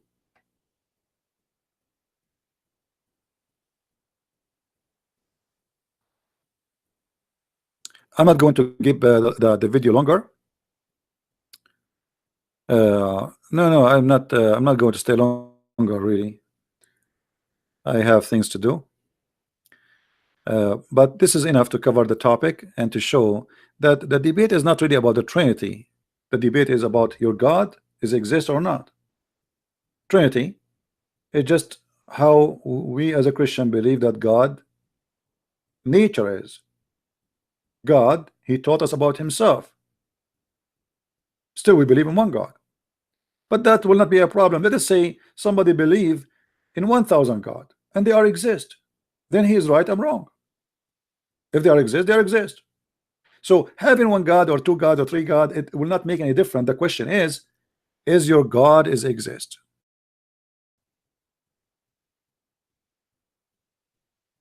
They are saying my Skype is not open. Yes, my Skype is not open for today. And you know, we want to debate. If anyone want to debate me, we will not debate kids no more. We will debate. You know, I have thousands of videos answering anyone they want to call me, right? If you are a scholar, text me your page in Skype. I will open it. Text me in Skype. Text me in Facebook. I will check your page. If you are really a person who can debate me, claiming to be someone, then you are welcome. Is that fair? Muslim, they keep complaining that Christian Prince is debating kids.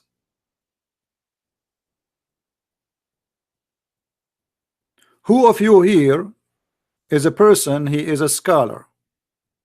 He have the courage to debate me.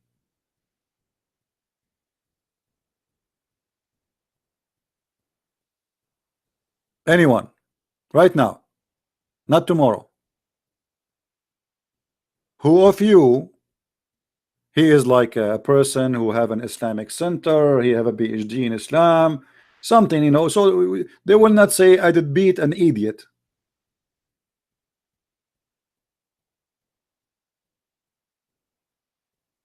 Right?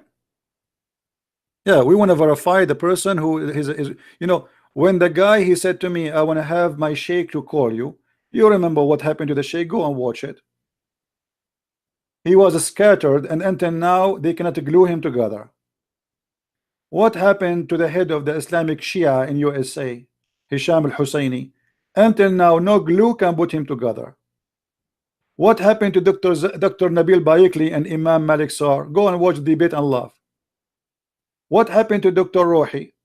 So we don't, you know, I'm not debating kids. Like you say to me, okay, guy, he's a 40 years old, he's a kid for you. I don't know what that kid mean, but you are claiming that because he don't have a knowledge. So as if you are the one who have a knowledge. Bring your scholar.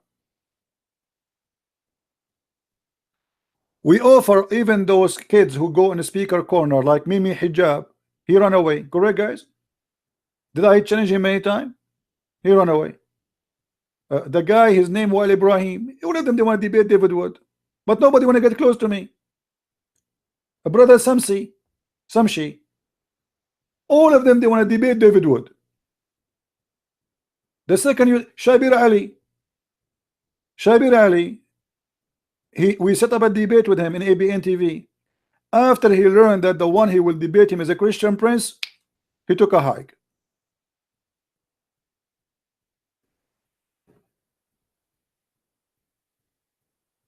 You Muslims are running away.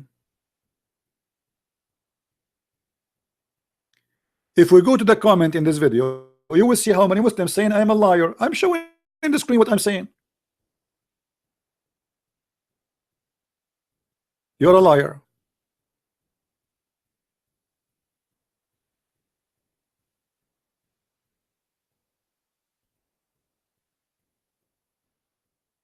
I am a liar or your prophet is a liar?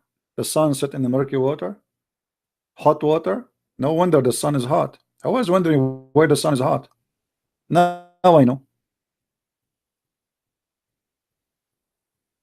So my friend, to make it simple, you might disagree, you might agree with the Christians about what they believe, but we have the amazing wise God.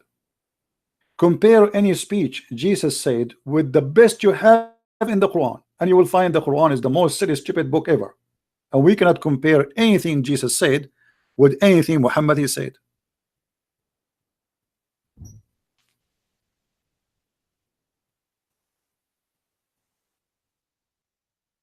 And we compare? We cannot. Use anything, the best you have.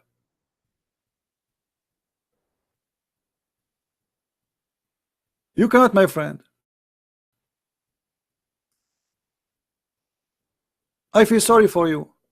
You are believing in a funny, very funny, weird God. It's a joke. It's an insult to mankind to believe in such a God.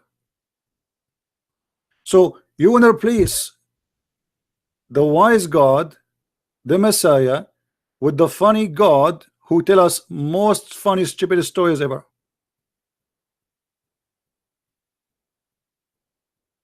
I will give an example of Jesus speaking. Shall we? Can you tell me if Jesus speak as God or he speak as a man?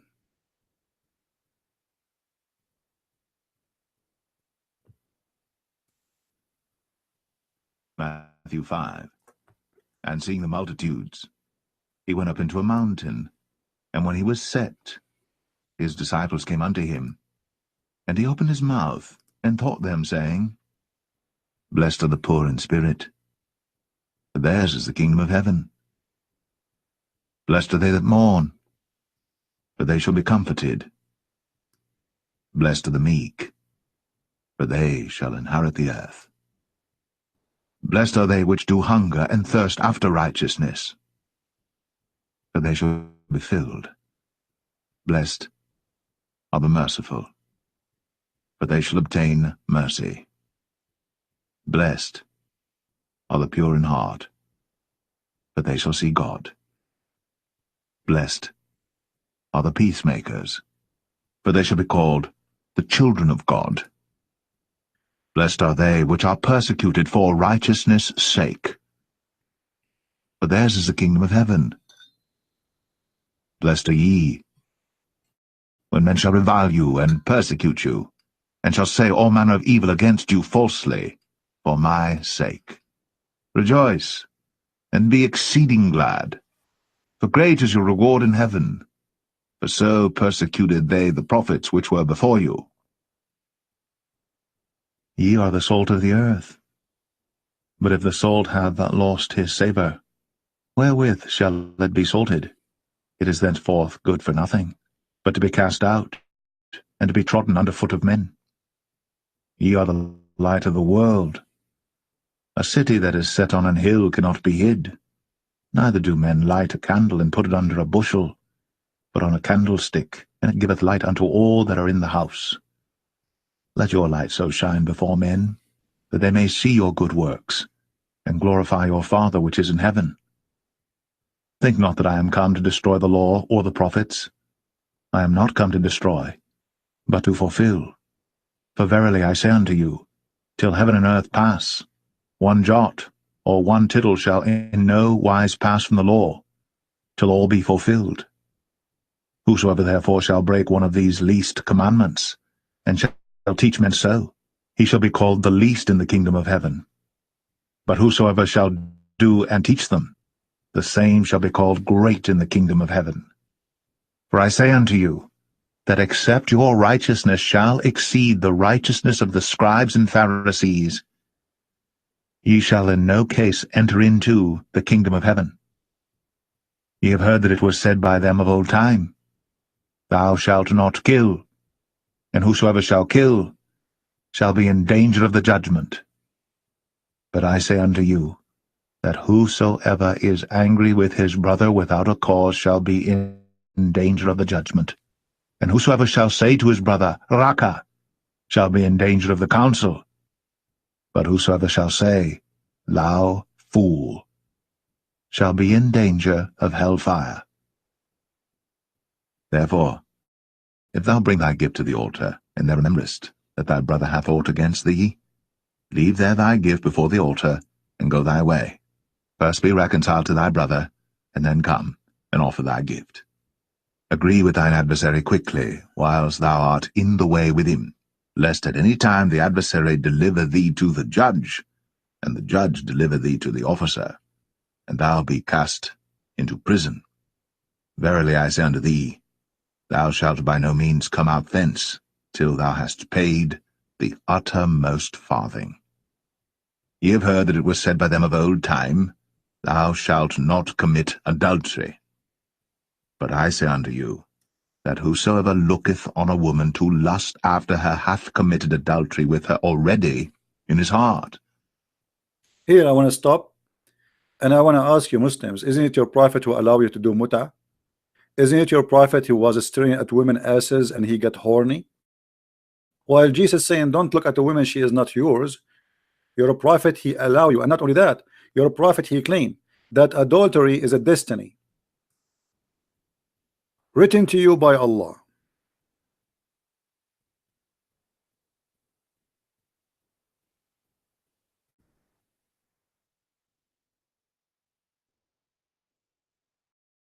Written to you by Allah.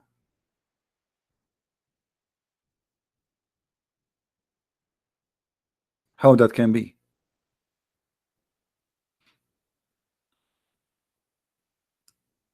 The prophet BBBUHFMGG said Allah has written the very partition of zina. Zina mean adultery, which man will indulge. If you do adultery, it is not your choice, it's Allah. If you get horny because you saw a woman, she is walking in front of you, that's because Allah, he made that happen to you.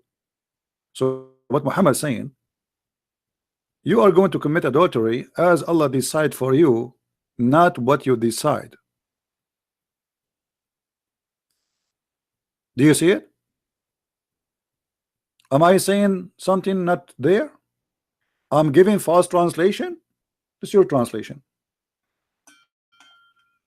This is your translation. This is your hadith. This is your website, and it is sahih.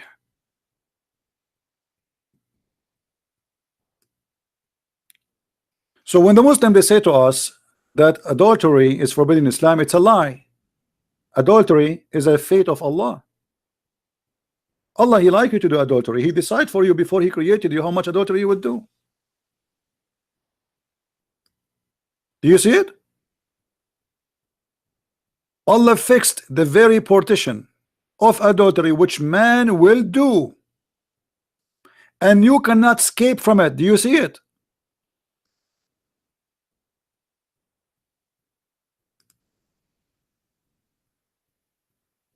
Do you see it, Muslims? So why you stone a person for adultery, you coward?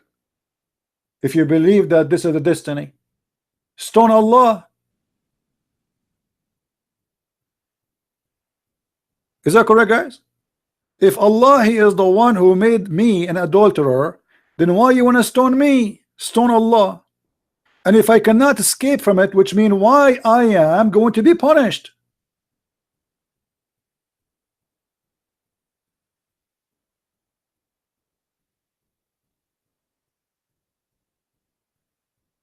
No, my Quran translation is not really complete. I'm going slow in it because I'm being careful in translation. Have patience with me, guys. So do you see, guys? Why you punish a woman for adultery then? Why you punish a man for adultery? This is a crazy cult. If I cannot escape from what Allah wrote for me about how much adultery I will do, you punish me for what you decide for me before you created me.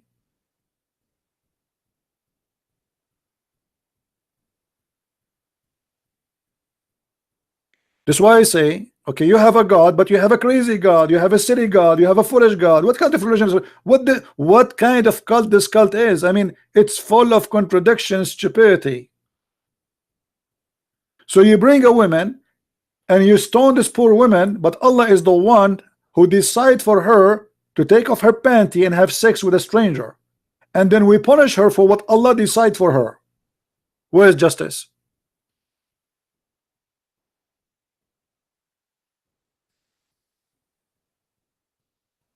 Where is justice? No justice. This is a cult, and the cult is based on nothing. And here you notice, by the way, Muhammad in the Quran, he says that Allah, he gave him a privilege. All of it is about sex and money. All the privilege of Muhammad is about sex and money. The best of the booty, the fifth of the booty. Any woman she wanna give herself to the Prophet. All of them Muslim can marry only 4 except Muhammad, unlimited number. I mean, all the privilege. And not only that, Muhammad made verses in the chapter of Al-Ahzab saying any woman she can give herself to the Prophet so he can if her. All cult leaders, they share one thing. They are after money and women who follow and believe in them.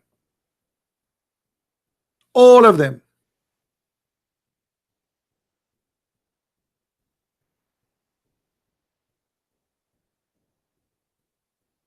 You might find a priest, he's a child molester, but he is a priest of the devil, not a priest of Jesus. Jesus says it's better for you to put a milestone in your neck before you harm the little one. That is Jesus. The Muslim, they say to us, how Jesus can be God, but yet he came to earth as a man. But how he can be just a man? He never commit adultery, and he never commit sin, and he never proven of sin. And not only that, as you see, he did not get married and have kids.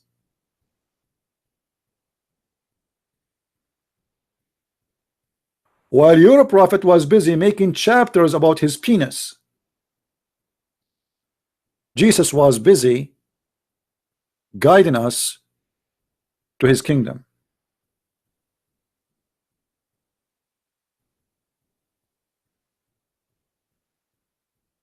Even Muhammad, when he speak about privilege Allah he gave him, if you have my book 6 and Allah, you will see that one of the privilege of Muhammad, which is very funny, proving to us again Muhammad to be a false cult leader, that Allah will give him the power of 40 men of the people of heaven.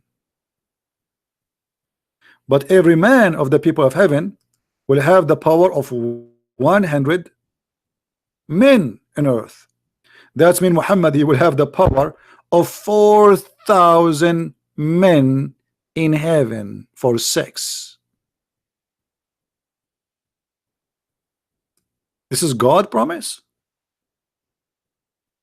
God, he promised Muhammad to have a power of 4,000 men for sex in heaven. All cult leaders, they share the same thing. They try to seduce you by sex, by money, by you name it. I mean, whatever can seduce a man or a woman. Endless penis, 70 years orgasm, power of 40,000 men in heaven. Your penis will never go sleep. Have you ever heard of a God? He promised people that their penis will never go sleep. What is that? What kind of God is God? Allah, he sent a message to Muhammad saying, your penis will not sleep. This is God teaching now.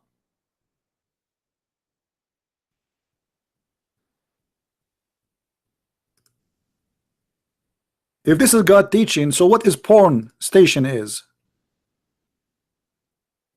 It's like a commercial for a Viagra.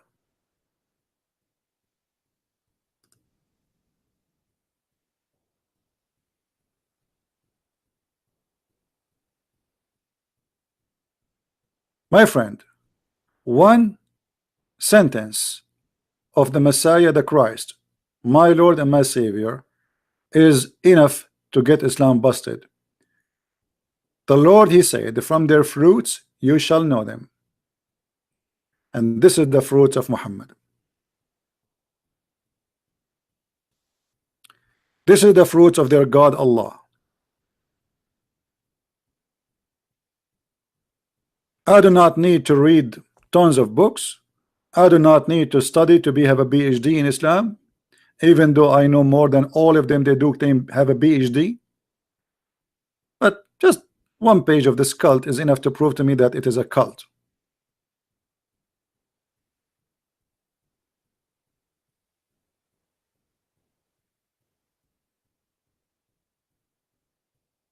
The Messiah, he said, not everyone says to me, Lord, Lord, will enter the kingdom of my Father, but the one who do his will. And the heaven of our Father is not where penises are going crazy. The heaven of our holy God is holy. This is why the Bible says that be holy like your Father, not be a scumbag holding your penis going around with it. If you remember, once we have a debate with the Muslims.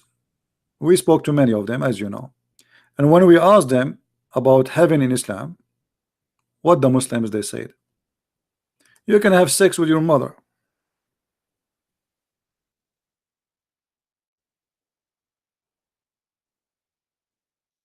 I don't know how many of you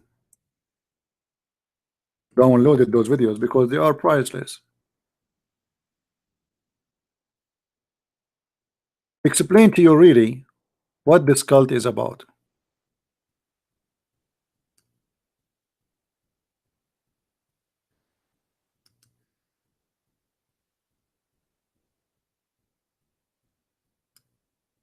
With no question. Can you hear me? Yes, mute YouTube, please. Sorry? Mute YouTube so we don't have double voice. What do you want to say to us, Yes. Mr. Ras? Why you're upset? You said Why are you slandering the you said this guy Nothing is a fraud. Sin in heaven. Huh? Nothing is sin in heaven. Thank you very much. This is what I'm saying. In the heaven, you can have sex with the goat. It's fine for you, right? Nothing sin. There's no sin. You can sin. you can have sex with your mother. Okay. Yes. Well, okay. So you can you are proud about having sex with your mother. You and your father, you will have sex with the same woman, which is your mother. Anything is fun. Everything comes from God in heaven. No problem. So in the heaven of Allah, you will have a threesome. You and your father and your mother in the bed. Okay. And you don't see that there's something wrong with that. And look how he say, okay. I mean, well, so what the problem? I look like he's in the conversation here, the Muslim speaking to me as if I am the idiot. Like, why you don't understand? Why you don't understand, Christian Prince? What's the problem? I said to him, so in heaven you will have sex with your mother. So yes. He said yes. What you don't understand? In heaven of Allah, there's no sin. Right? Nothing sin. There's no sin. You can have sex with your mother. Okay. Yes. Well, okay. So you are proud about having sex with your mother. You and your father, you will have sex with the same woman, which is your mother. Anything is fun. Everything comes from God in heaven. No problem. So in the heaven of Allah, you will have a threesome. You and your father and your mother in the bed. Okay. And you don't see that there's something wrong with that. What do you not understand about nothing is sin? Well, I'm just trying to understand, my friend. You see, I'm not smart like you. We think it's sin due to our social structure. If Zakir Naik, I'm not trying to insult, by the way. I'm not trying to insult. Don't take me wrong, please. You know, I don't know you. Okay, no, I'm not trying to insult. If Zakir Naik, he want to have sex with your sister, and you like your sister, so are you willing, you and Zakir Naik, to share your sister together? In this case, Zakir Naik in heaven, he would have a situation in which he could. So you and your sister and your Zakir Naik in one bed. But it wouldn't be wouldn't be my sister. Why not? In heaven, think of it as anything can happen.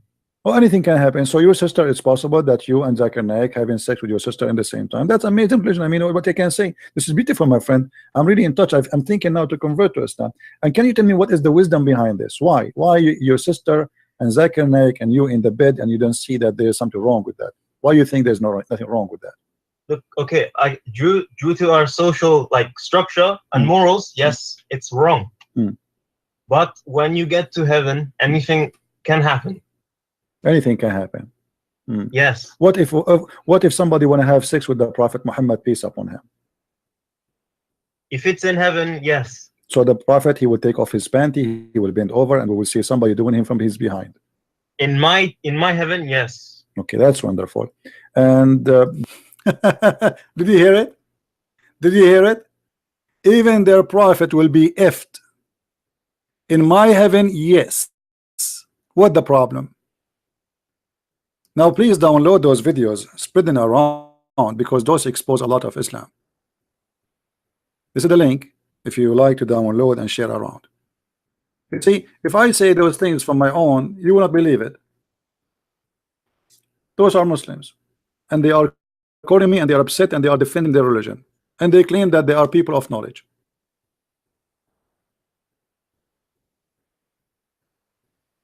Muhammad himself, he will bend over, and Muslims will be doing him. If this is not enough to prove to you that Islam is cult, I don't know what can prove it to you then. Right? I mean, I leave that to you.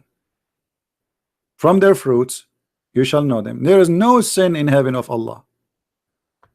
No sin. Well, I agree there's no sin, but you are doing sin there.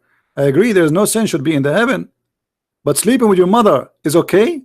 Sleeping with your sister is okay. Sleeping with your daughter is okay. Sleeping with the Prophet Muhammad is okay. Men sleeping together. No sin in Allah heaven. We got it. Thank you guys for being here. May the Lord bless you, and don't forget please to download the video and share it around, and until we see you again, this is the Christian Prince. I love you all. Christ is Lord, Islam is false, and see you soon again. Bye-bye.